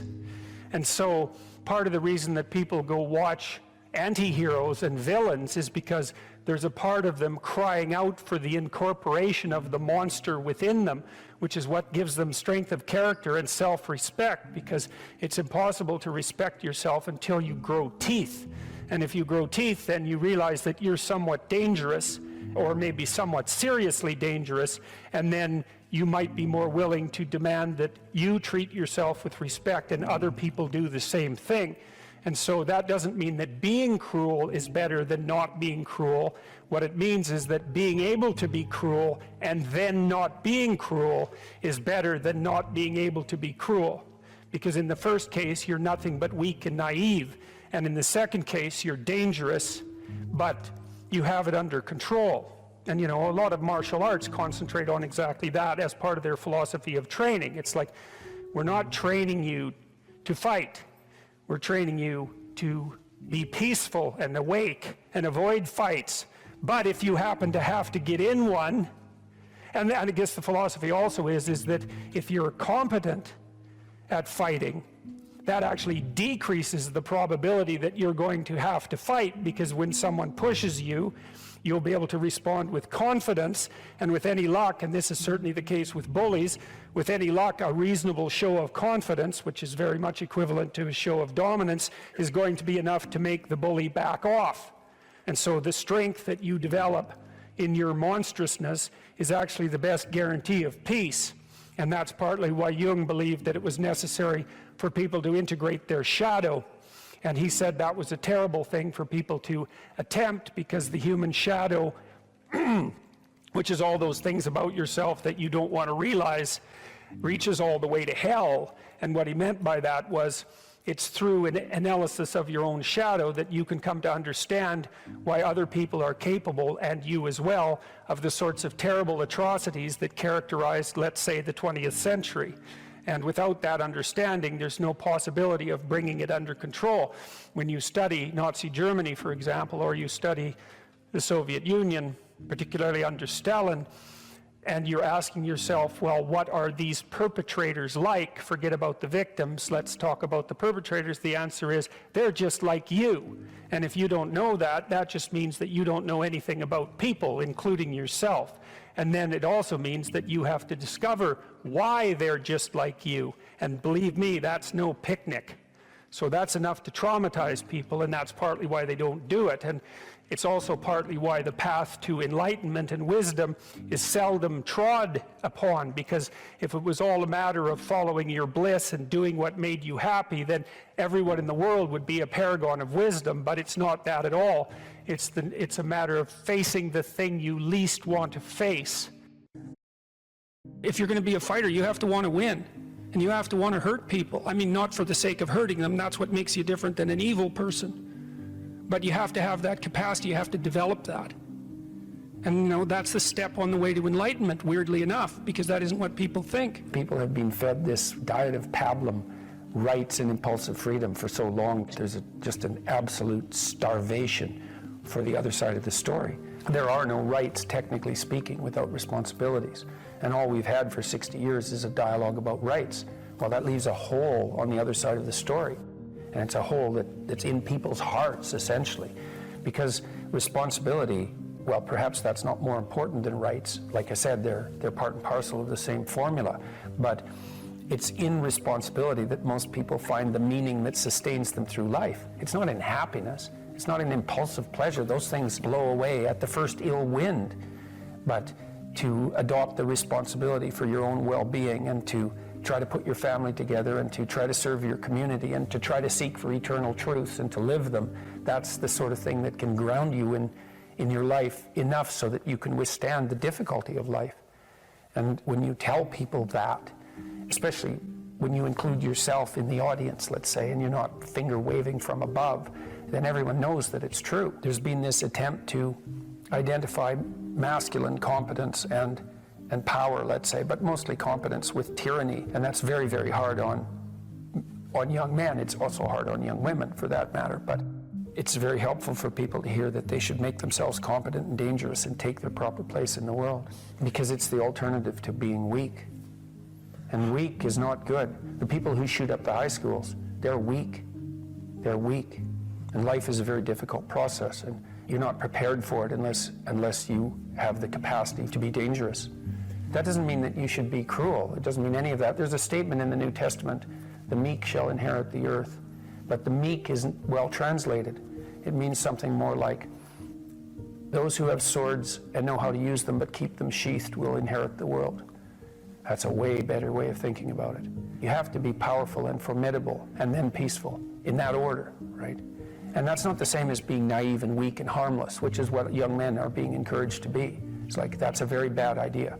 It's a very bad idea, because naive, weak, and harmless means that you can't withstand the tragedies of life. You can't bear any responsibility. You'll end up bitter. And when you get bitter, then you get dangerous.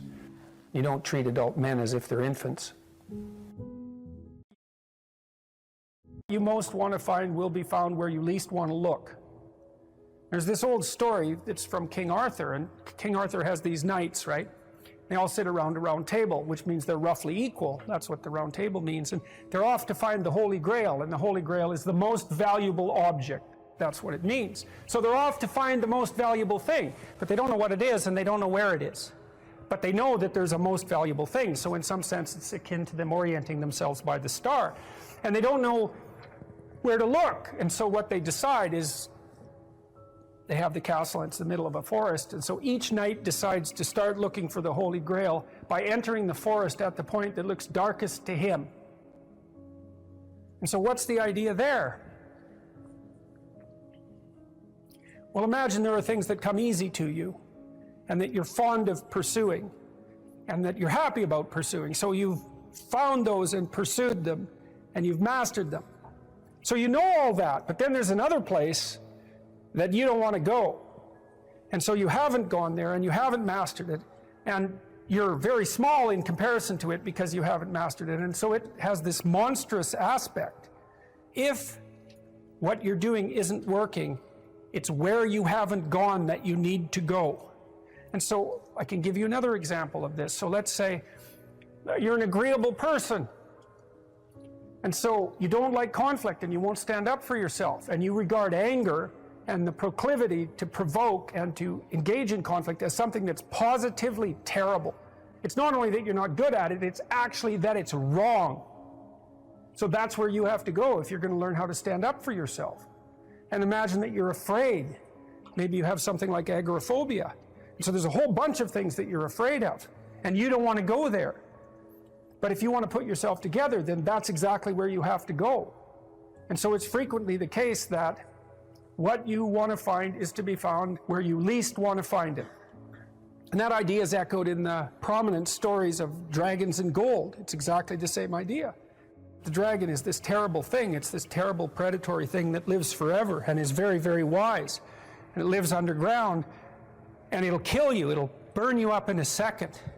But it hoards gold. And so you have to go there into the dragon's lair if you're going to get the gold. And that's a representation of people's paradoxical relationship with reality. It's like you have to go out there and confront it in order to incorporate what it has to offer to you. But the probability that that's going to be intensely dangerous and push you right to the limit, first of all, those are actually the same thing. If it didn't push you to the limit, you wouldn't gain anything valuable from it. So you don't get one without the other. You don't get the gold without the dragon. That's a very strange, very, very strange idea. But it seems to be accurate. So all of that's lurking underneath this, in this imagery of the whale. Now, the whale, you can think of the story of Jonah.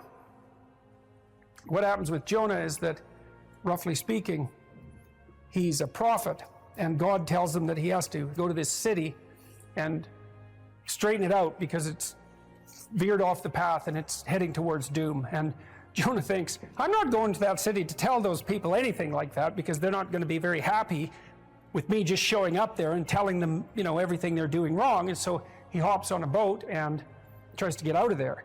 And then God conjures up this huge storm and the boat is about to be swamped. And Jonah admits that it's actually his fault because God's upset with him because he got this direct command to go straighten out the city and he ran off. And so they're not happy about this, but they throw Jonah overboard and the seas calm and great fish comes up, a whale, and swallows him. And then he's down in the fish for 3 days and it throws him up on the dry land. And then he's learned his lesson by that time and he goes off to pursue his proper destiny.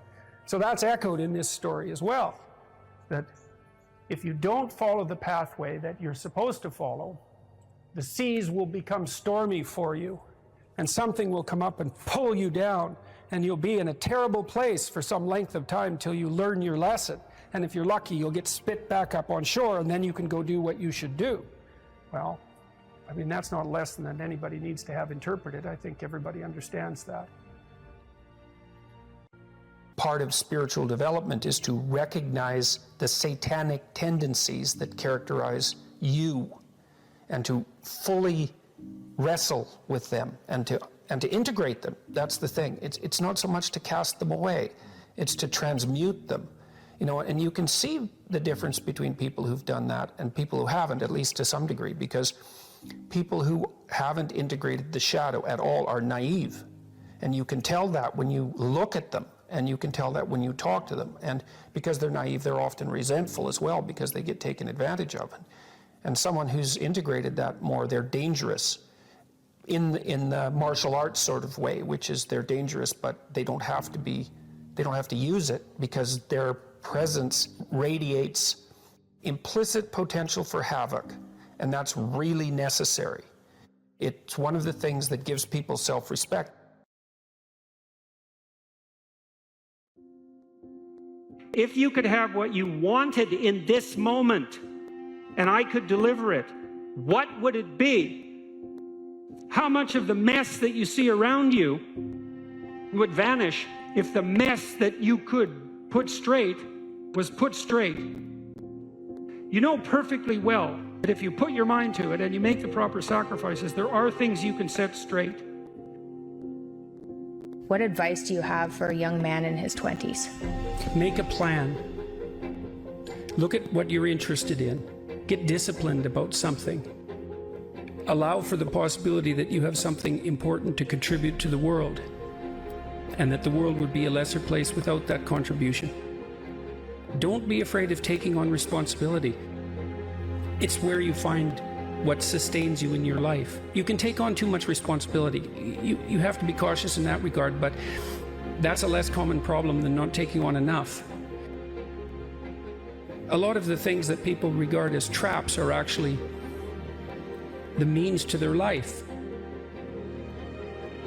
You have to understand that you're not your own servant, so to speak. You're someone that you have to negotiate with, and you're someone that you want to present the opportunity of having a good life to. And that's hard for people because they don't like themselves very much.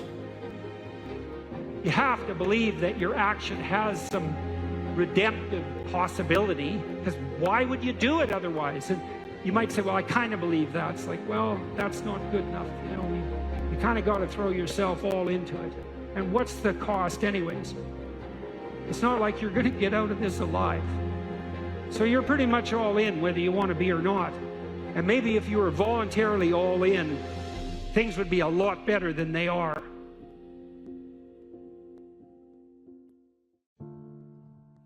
If the world isn't everything that you want it to be, maybe you're not acting the way you should.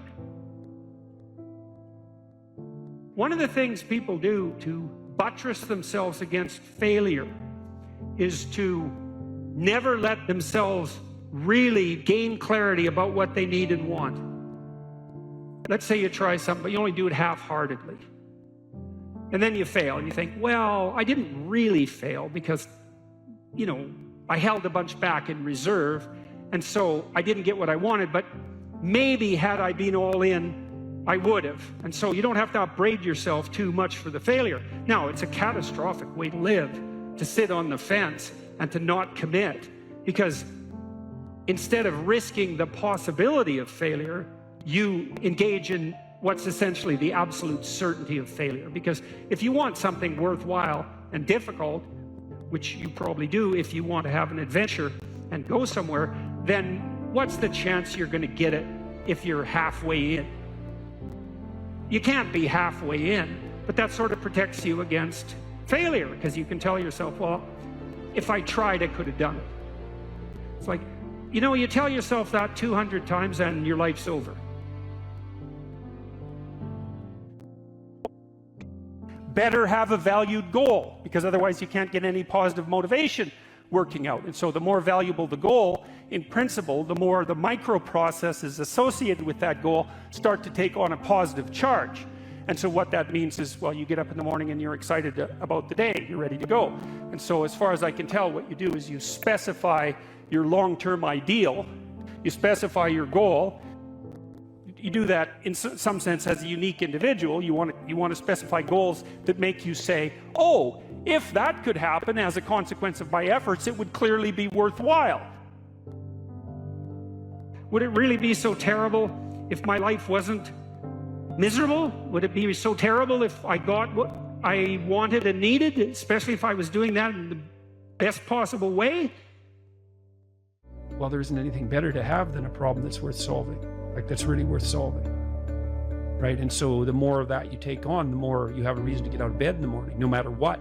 Like, I'm getting up, I'm trudging forward. Doesn't matter what I'm suffering from. I've got things that need to be done. They're necessary. And that gives you that sense of purpose that is the antidote to bitterness. So, yeah, there's lots of reasons to, you know, because I've thought for a long time, imagine you have a choice in front of you, because you do. So here's the choice. Your life is either meaningful or meaningless. Okay, so let's go through the meaningless part first. Because you think, well, of course I don't want it to be meaningless. It's like, yeah, just hold on a second. Nothing you do matters. And so impulsive pleasure is the order of the day. No responsibility. You can do whatever you want. It's like Pleasure Island in Pinocchio, right? Or it's like Neverland in Peter Pan. You're still a kid. You can play all the time. Yeah. Impulsive pleasure and no responsibility. That's the reward for meaninglessness. Well, but then the other side is, okay, well, let's say you want your life to be meaningful. It's like, okay, then what you do matters. It actually matters, right? Make a mistake, hurts you, hurts your family, hurts the world in a deeper way than you think. And you have to be awake to that. And then you have to take it on yourself. What steps should someone take to start developing delayed gratification when they constantly give in to instant gratification? Well, okay, imagine, I know the answer to this to some real degree, because I had graduate students in particular who I picked because they were very smart and often very creative, but sometimes they weren't very conscientious. So they had a hard time delaying gratification. And so, well, I would say, if you would like to discipline yourself, which is a very good idea, you need to pick a direction. Pick a direction you want to go first. Pick a goal you would like to attain. And a medium to long-term goal. You might imagine something you need and want, some attainment that that would motivate, whose pursuit would motivate you. And you can ask yourself that. It's a good question to ask yourself in general, you know. It's a very good question to ask yourself is, if you could have what you needed and wanted, what would that be? And that's a meditative question. You don't want to force an answer out of yourself. You want to ask yourself that like you would ask someone else. If I could have what I wanted, what would that look like? And you can ask yourself that in a more differentiated way. If I could have the relationship that I needed and wanted, if I could have the friendships, if I could have the job or career, if I could have the educational pathway, if I could adopt civic responsibility in an optimized manner, if I could engage in some creative enterprise, if I took care of myself properly, if I regulated my susceptibility to temptations, what would that look like if it was optimized? And then that sets you up a goal that has some motivational force. This is worth doing. And then you might find, well, you don't do it anyways. And then I would say, well, that's because you're biting off more than you can chew. The next goal is to take your goal and to fragment it into micro goals until you find a micro goal that's small enough that it still presents some challenge that you will do. And so I've become, one of the things I'm known for, I suppose, is my advice to people to clean up their rooms. And the people who think I'm their enemy laugh about that rule because of its simplicity, let's say. But the only reason they think it's simple is because they've never tried it. It's actually extremely difficult. And it was very frequently the case that, well, it's very difficult to put your room, your office, your bedroom in order. I mean, you think about your bedroom, hypothetically, let's say you're married, you share that room with someone else. Is your bedroom in order? Really? And I don't just mean, is it neat? Maybe it's too neat. Maybe it's too orderly.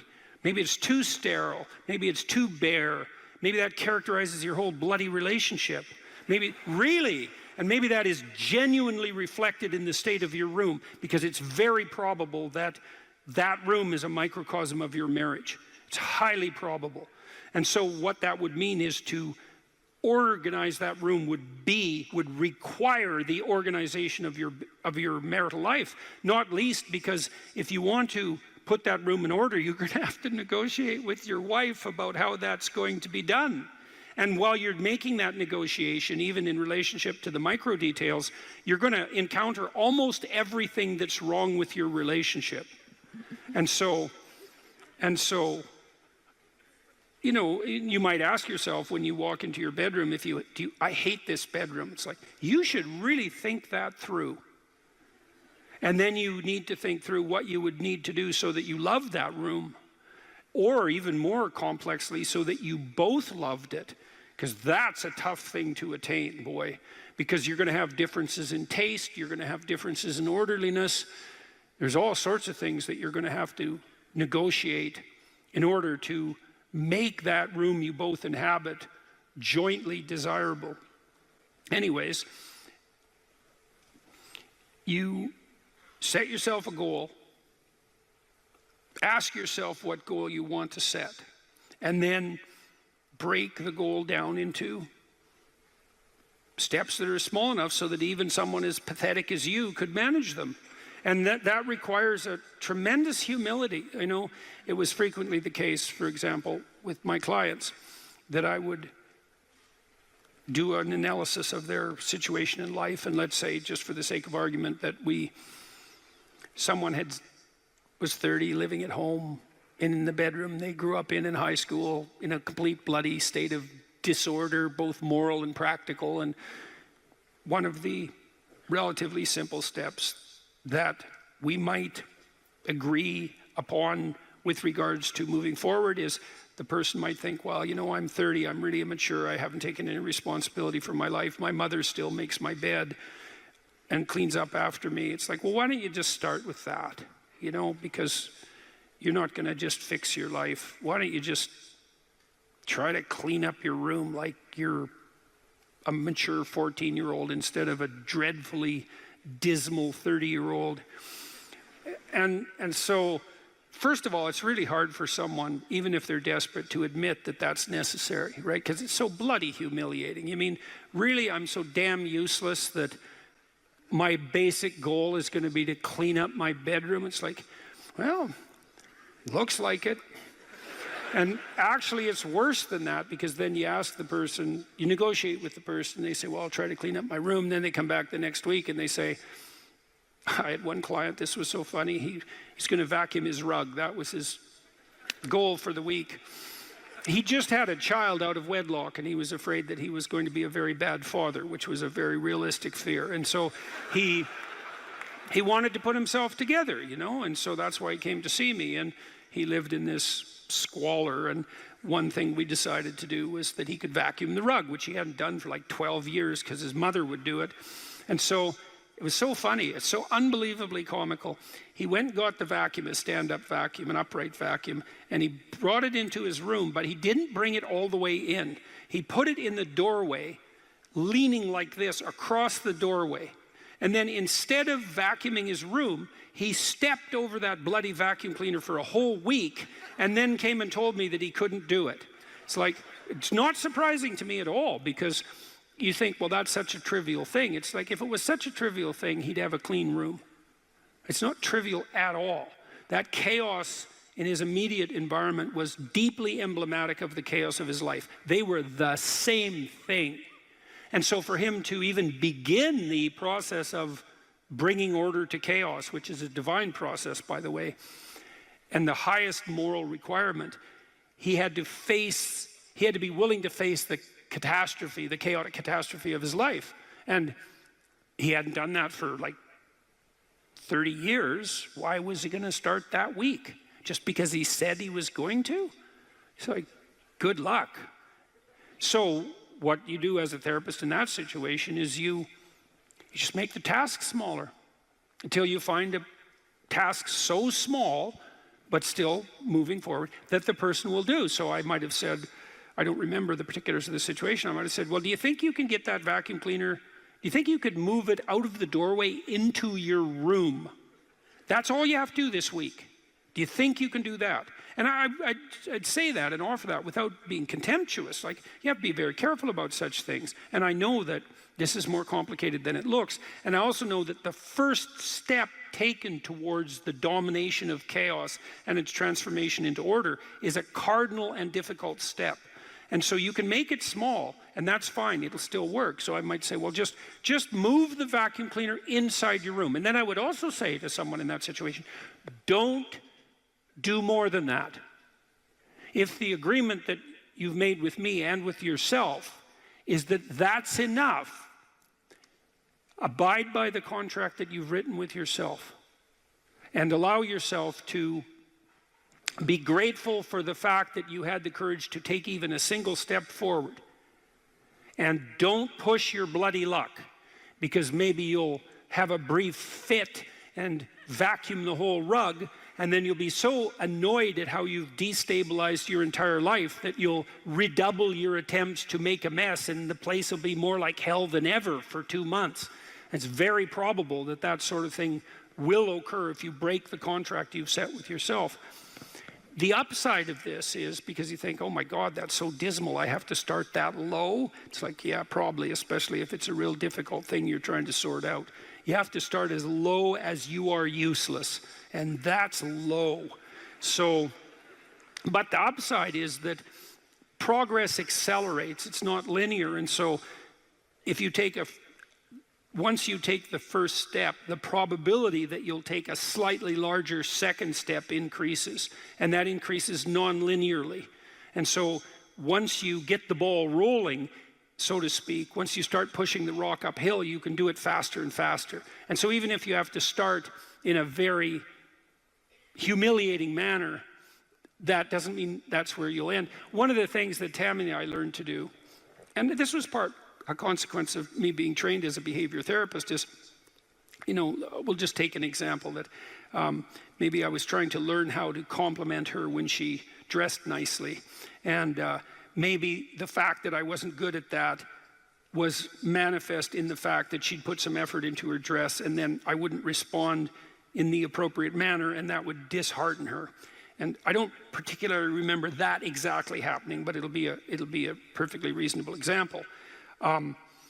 And so then she would be displeased. And then the question would be, well, is she displeased because I'm too stupid to offer a proper compliment, or is she displeased because she's so needy and lacking confidence that she needs a compliment that would go beyond the ordinary? And the answer is, what the hell do we know? Could be one or the other or both. And so what's a possible solution to that? And one possible solution would be, okay, if you do put some effort into your appearance, or I do, we could reverse the situation, but if you put some effort into your appearance and you would like to hear from me exactly the words that would give you, that would reward you for doing that and provide you with the confidence to attempt it again in the future, what would those words be? You look good without a beard, dear. Thank you. You're welcome. Yeah. Very funny. Very funny. And so, and then you can say, well, if you tell me those words, I will repeat them back to you. And then the person who needs the words might object, well, that's false, it's superficial, it's artificial, it's not spontaneous. And if you really loved me, I wouldn't have to tell you what to say. It's like, well, all of that's wrong. It's like, just because I love you doesn't mean I'm not stupid. And so, in fact, I love you might even be evidence that I am, in fact, stupid. So like, help me out here. I don't know what you want, and maybe you could just tell me, and then I'll tell you what you want, and I'll do it stupidly and badly. But I'll be slightly better at it the next time, and maybe if you let me practice 50 times stupidly and badly, I'll get reasonably good at it, and then that's something that we'll be both good at for the rest of our lives. And that's something worth knowing. You know, if you imagine you're upset with your partner because they haven't delivered something to you, whatever it is that you want, and then there's two questions that arises, right? Are you just like immature and greedy and self-centered, or are they useless and incapable of delivering? And neither of you know, and you have to sort that out. And then you also, as the injured party, let's say, might regard it as a moral necessity on your part to indicate to your partner exactly what you want, is to tell them. Like, it looks to me like if you did this or said this, then that would satisfy me. And then you might say, well, is that reasonable? Do you feel that it would be reasonable for you to offer that? Would you be willing to offer that? Am I pushing you too far? Those are all things that have to be sorted out. And then you can practice that, and you can practice that with the resolution of every dispute that emerges. If you're willing to take to yourself the responsibility of communicating to your partner your conditions for satisfaction, it means you have to admit them to yourself too, which is also very difficult. And then you can help your partner take stupid incremental steps forward, you know, in the direction that you'd like to see expand, and then you can get better at that. And that's unbelievably useful. You can get better at how you have dinner together, or breakfast or lunch. Those things repeat every day, so they're very important. You can get better at how you greet each other when you come home. You can get better at the routine that you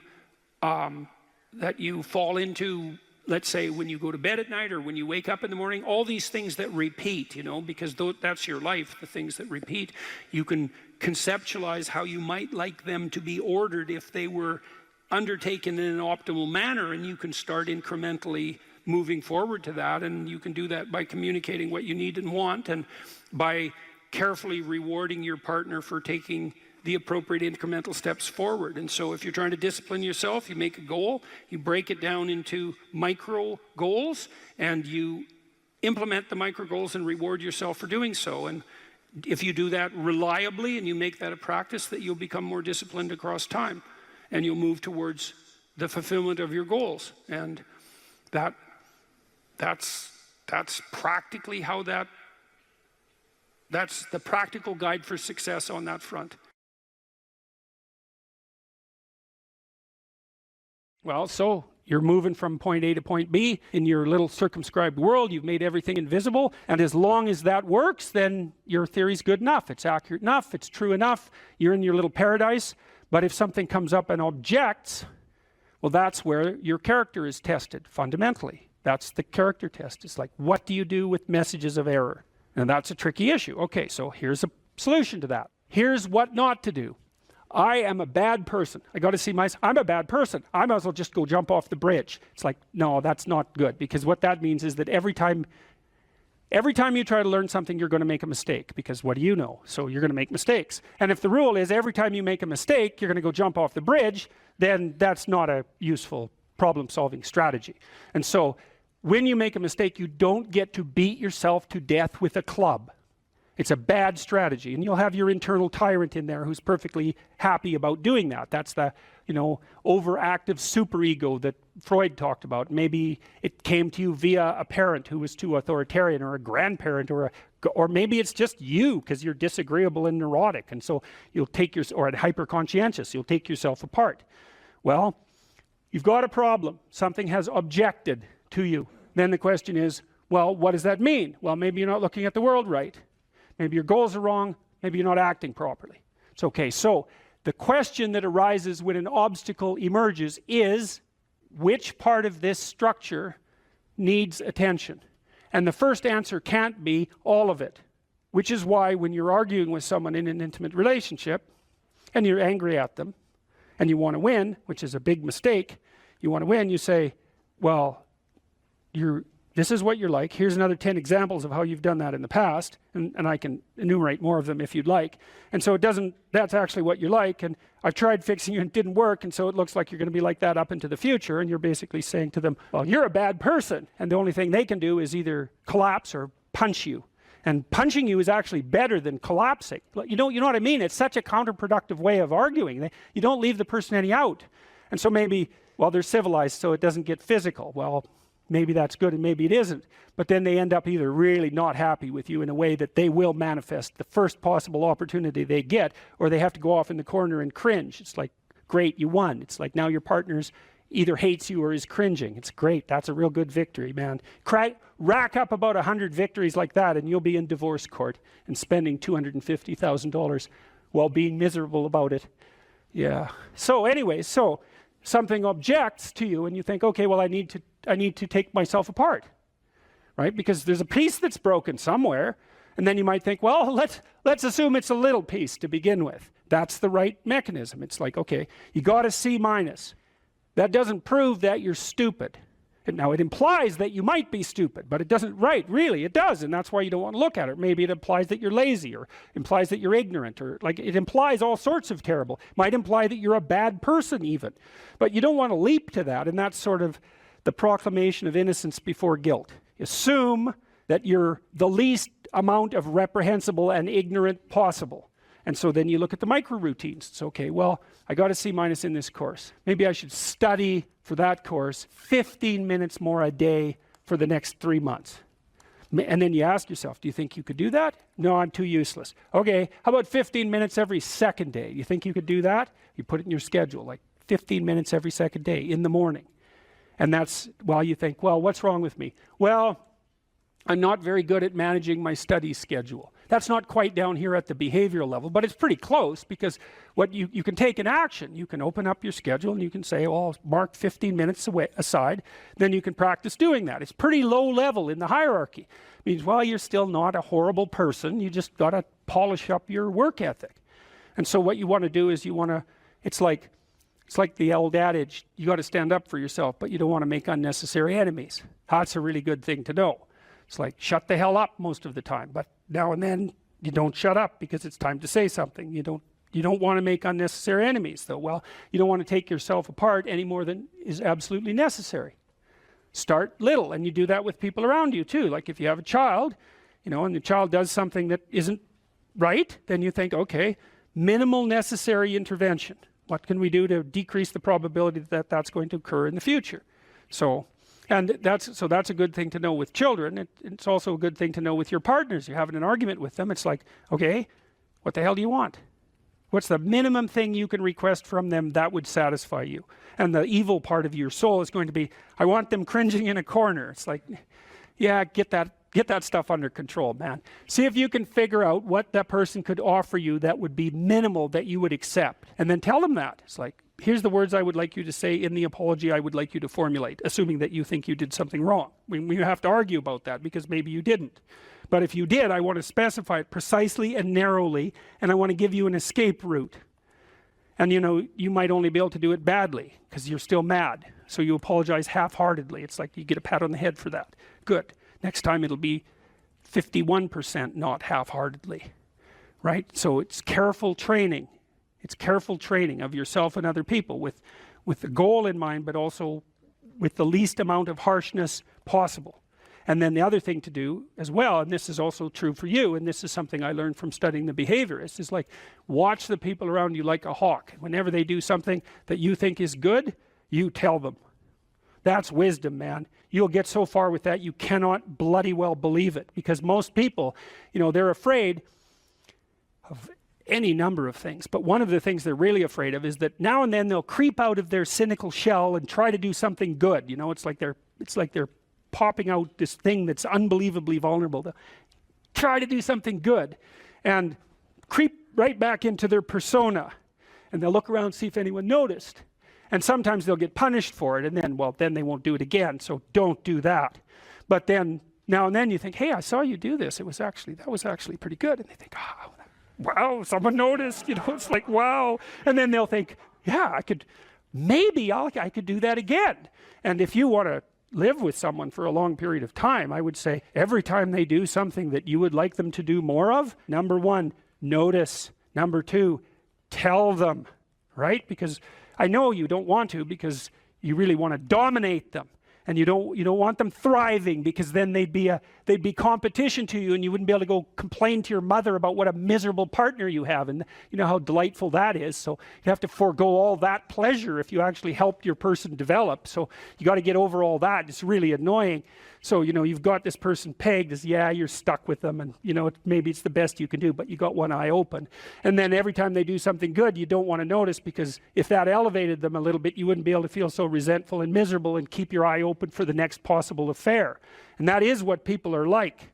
That is what people are like. And that's what you're like, too. That's what people are like. So you got to decide if that's what you want, or you want to help the person that you're with grow, you know. Now, it's dangerous because they might outshine you. Well, good. Then you'll have someone to compare yourself to. That'd be a good deal. It's really rough with kids, you know, because parents will stop their children from succeeding beyond them. They get jealous. And then they'll put them down. And then they have kids that do not like them. And they'll pay for it.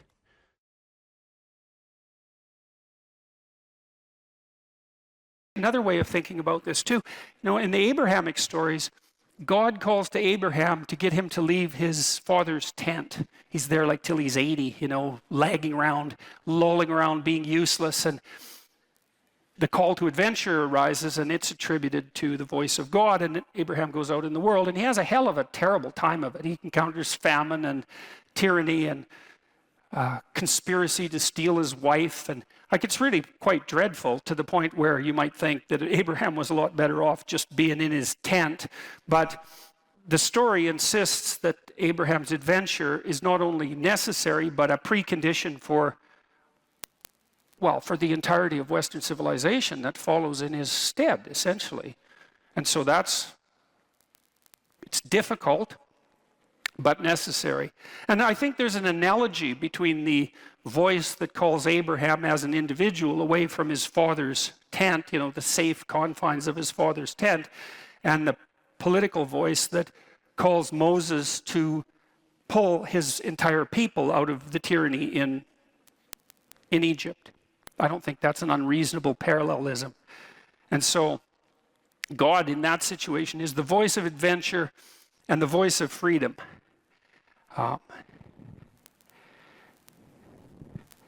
Okay, now, Moses heeds this call and convinces the Pharaoh, eventually, to let the Israelites go. And so they leave tyranny. And the story is very interesting to me, because it's so sophisticated in structure, because you might think once you get out of the tyranny, problem solved, right? And you could even think about this in terms of the tyranny of your own preconceptions. You drop the constraints you've laid upon yourself, the arbitrary constraints you've laid upon yourself, or you stop imposing your will on other people, or you escape from political or social tyranny, and everything's immediately better. And that's not what happens in the story at all. What happens is that the Israelites go from the tyranny into the desert. And it's not obvious at all that the desert is an improvement over the tyranny. And it's also a very strange story, because if you think about the story geographically, the desert that the Israelites were hypothetically wandering through isn't that big. And they're there for like 45 years, and you think, well, that's kind of a failure of leadership. It'd take like 2 weeks to walk across the desert, yet they're out there for 45 years or 40 years. What can that possibly mean? And what it means, I think, it means a variety of things, but apart from the fact that it's out of the tyranny into the desert, which is really something to think about. Like, why won't you drop your stubborn preconceptions if they're just constraining you, you know? Or why would people subject themselves to totalitarian oppression if they could just let it go and then everything would be all right? And the answer is, everything wouldn't be all right. It might get worse initially. And that's sort of what seems to happen in the Exodus story. It's like in the desert. And how long? 40 years, 3 generations. So you might think, well, we're better off in the bloody tyranny. And lots of times, we've seen this in the modern world, there were no shortage of people in the Soviet Union once the Soviet Union collapsed, even after the terrible 1990s, who were, what would you call it? Reminisced fondly about the good old Stalinist days. And you can kind of understand that, because maybe knowing exactly what you should be doing all the time is preferable to not knowing what the hell's going on ever. And maybe that's the distinction between the tyranny and the desert. You know, you drop the tyranny, but then what? Well, what happens in the desert? The Israelites are wandering around there for like decades, and they fight amongst themselves. And Moses has to act as a judge. I won't get into that too much, but he judges them for a very long period of time, for many, many hours every day, trying to help them regulate their behavior now that they don't have a central authority.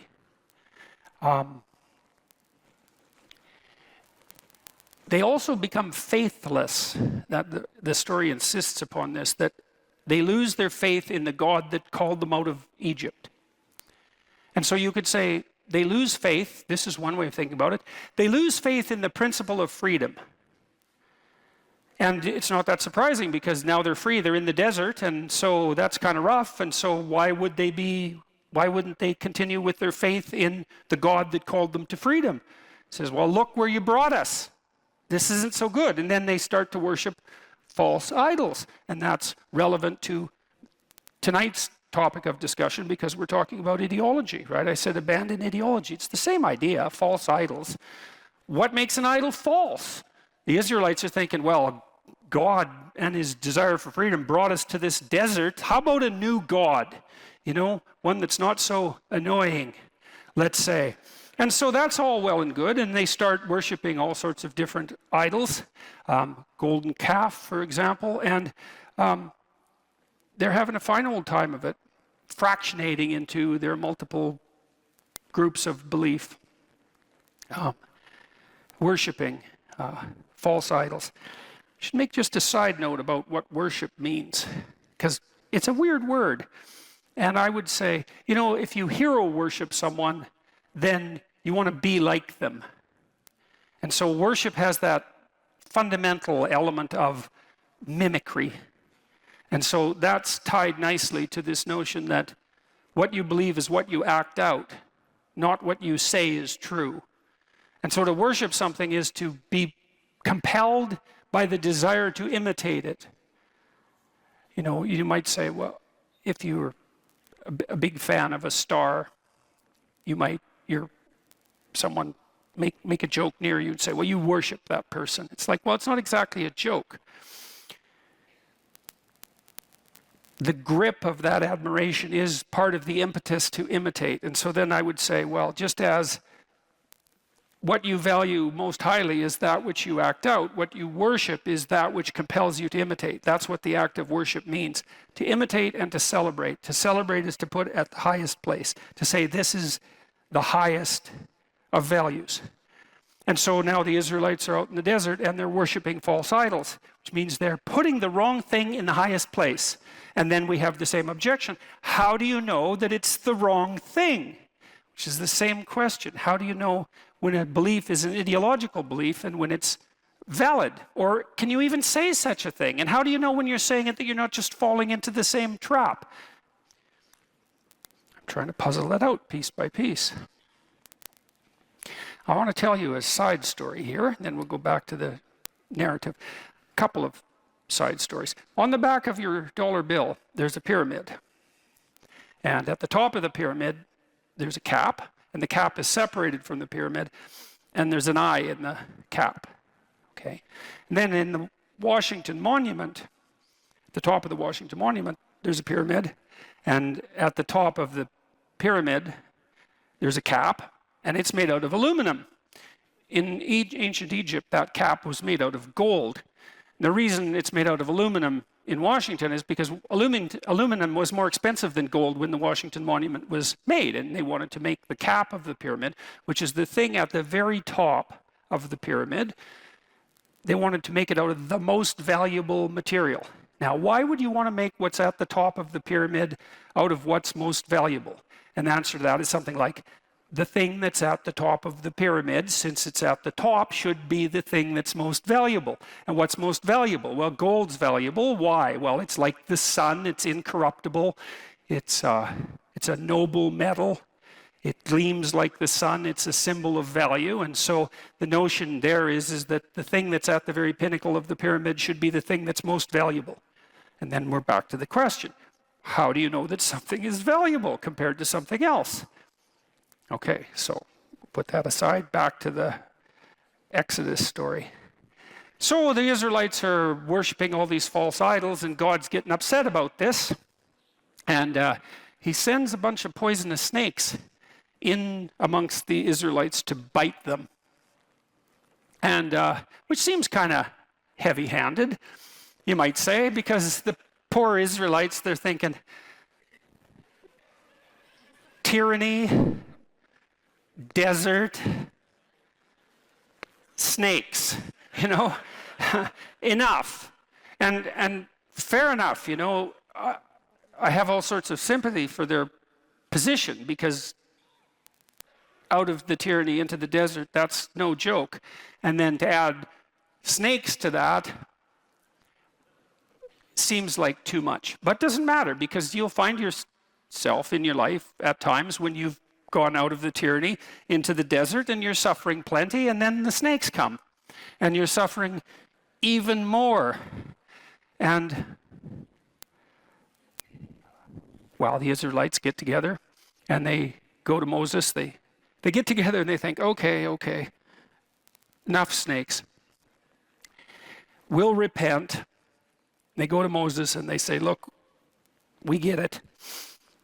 Can you have a chat with God? Get him to call off the snakes.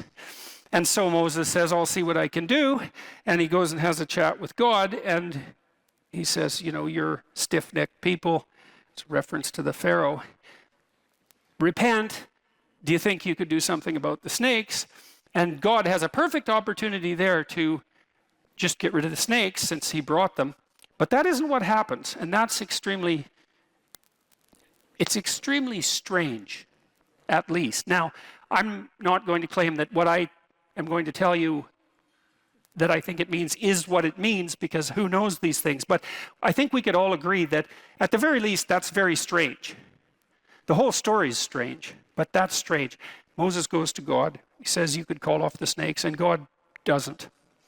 He says something almost incomprehensible. Instead, he says, you should take Moses already has a staff. It's the staff of Moses, and he's done all sorts of magic tricks with it before, like turning it into a snake and having it turn back into a staff. And I won't get into that. That's a very interesting idea in and of itself. But God tells Moses' staff is also the staff of God. It's the thing that Moses relies on. It's, in some sense, it's the thing he can lean on. And so the staff is something you can lean on. And when you're walking, of course, the staff helps you stand and walk. And so it's a support. It's something reliable.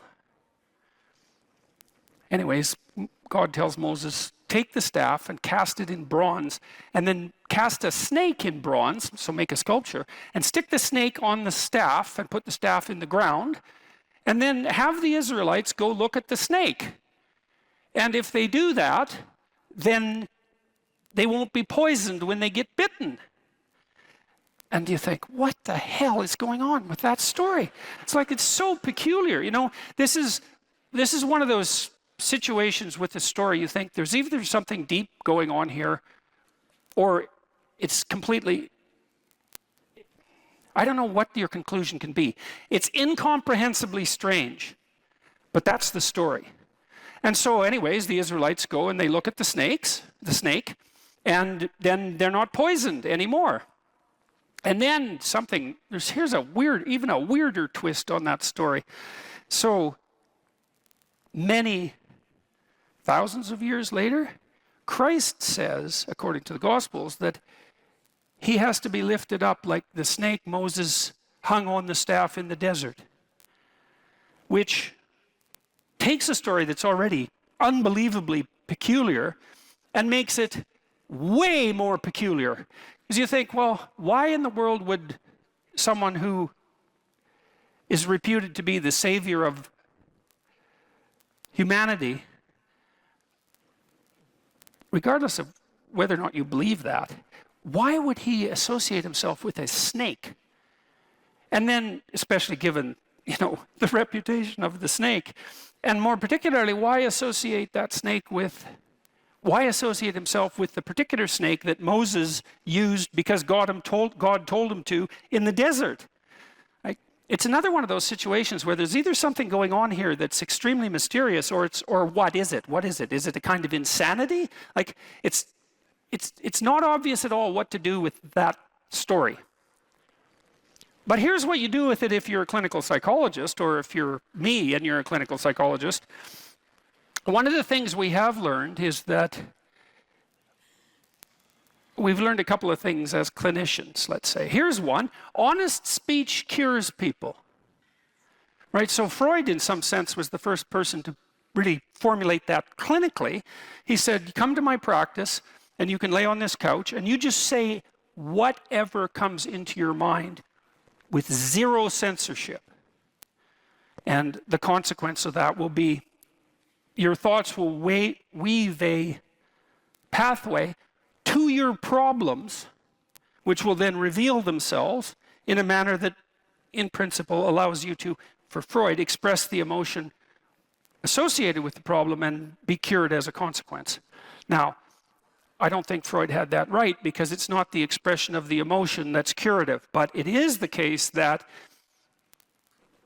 clinicians have agreed that untrammeled speech, so that would be free speech, except in the clinical setting, is in fact curative. And you kind of know that, right? Because you have people around you, perhaps, that you can tell the truth to, and vice versa. And there are times when, well, all the time, that might be painful because they tell the truth, and so do you, but it's really helpful, and sometimes it's absolutely bloody necessary, right? Especially if you're in trouble, because you want someone that you can tell the truth to who will return the favor. And because thought is associated with adaptation, then true thought is going to be associated with redemption. So the truth sets you free in that regard. And so that's one thing that clinicians have all converged on, regardless of their school of clinical endeavor. And here's another. If you voluntarily confront what you're afraid of, you get braver.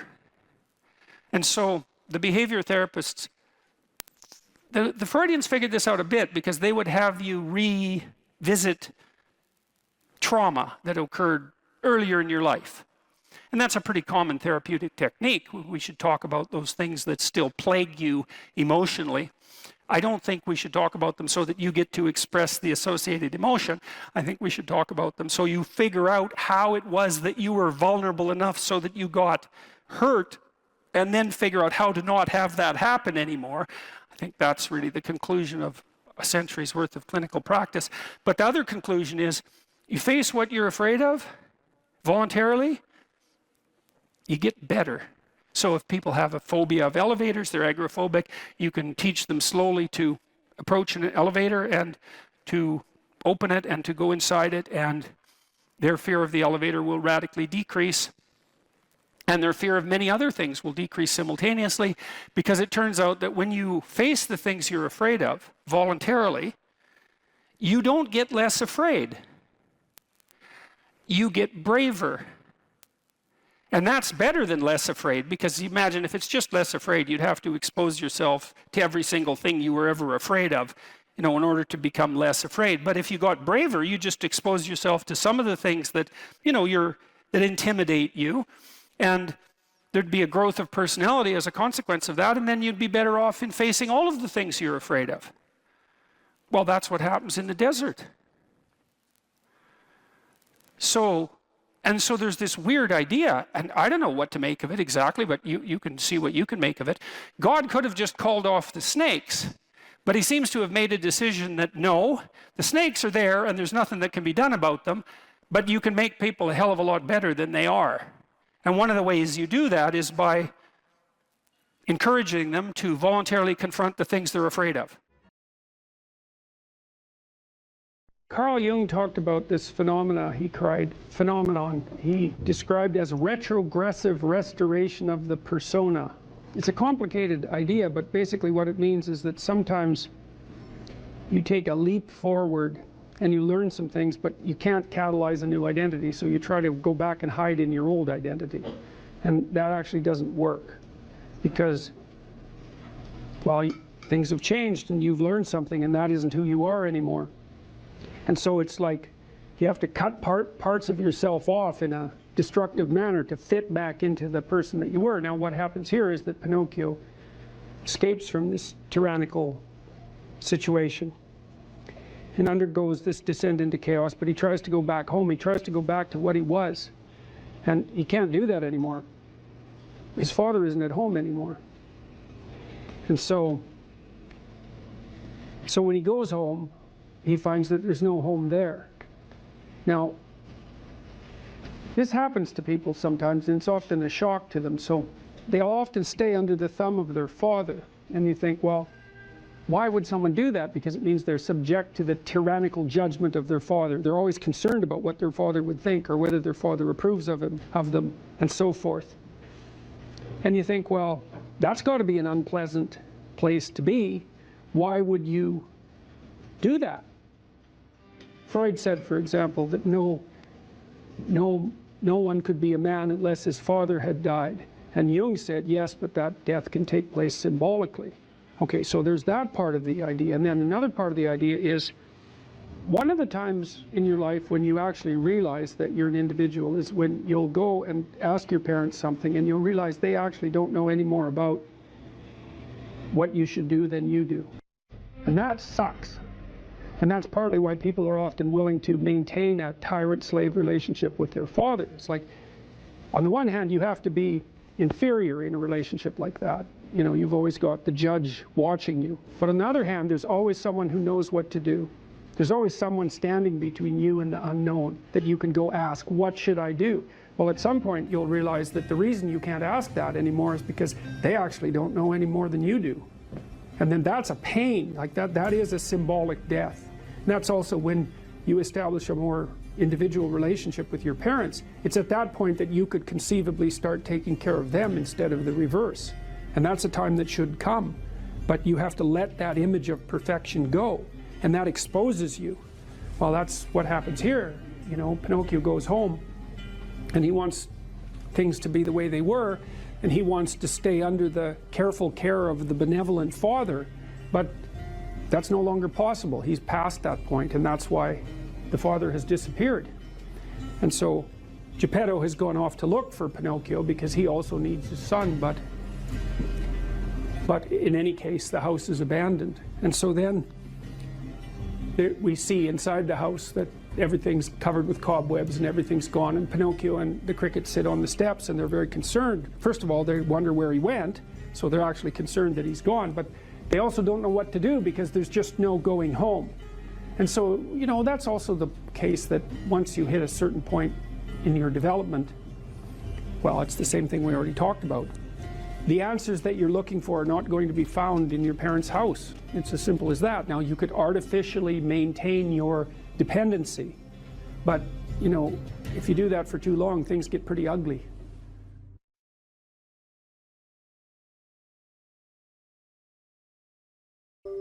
So that's an interesting thing. Well, so let's say you go over your past with a fine-tooth comb and you decide you're going to take responsibility for everything that you did that was wrong and everything that you failed to do that you could have done that was right.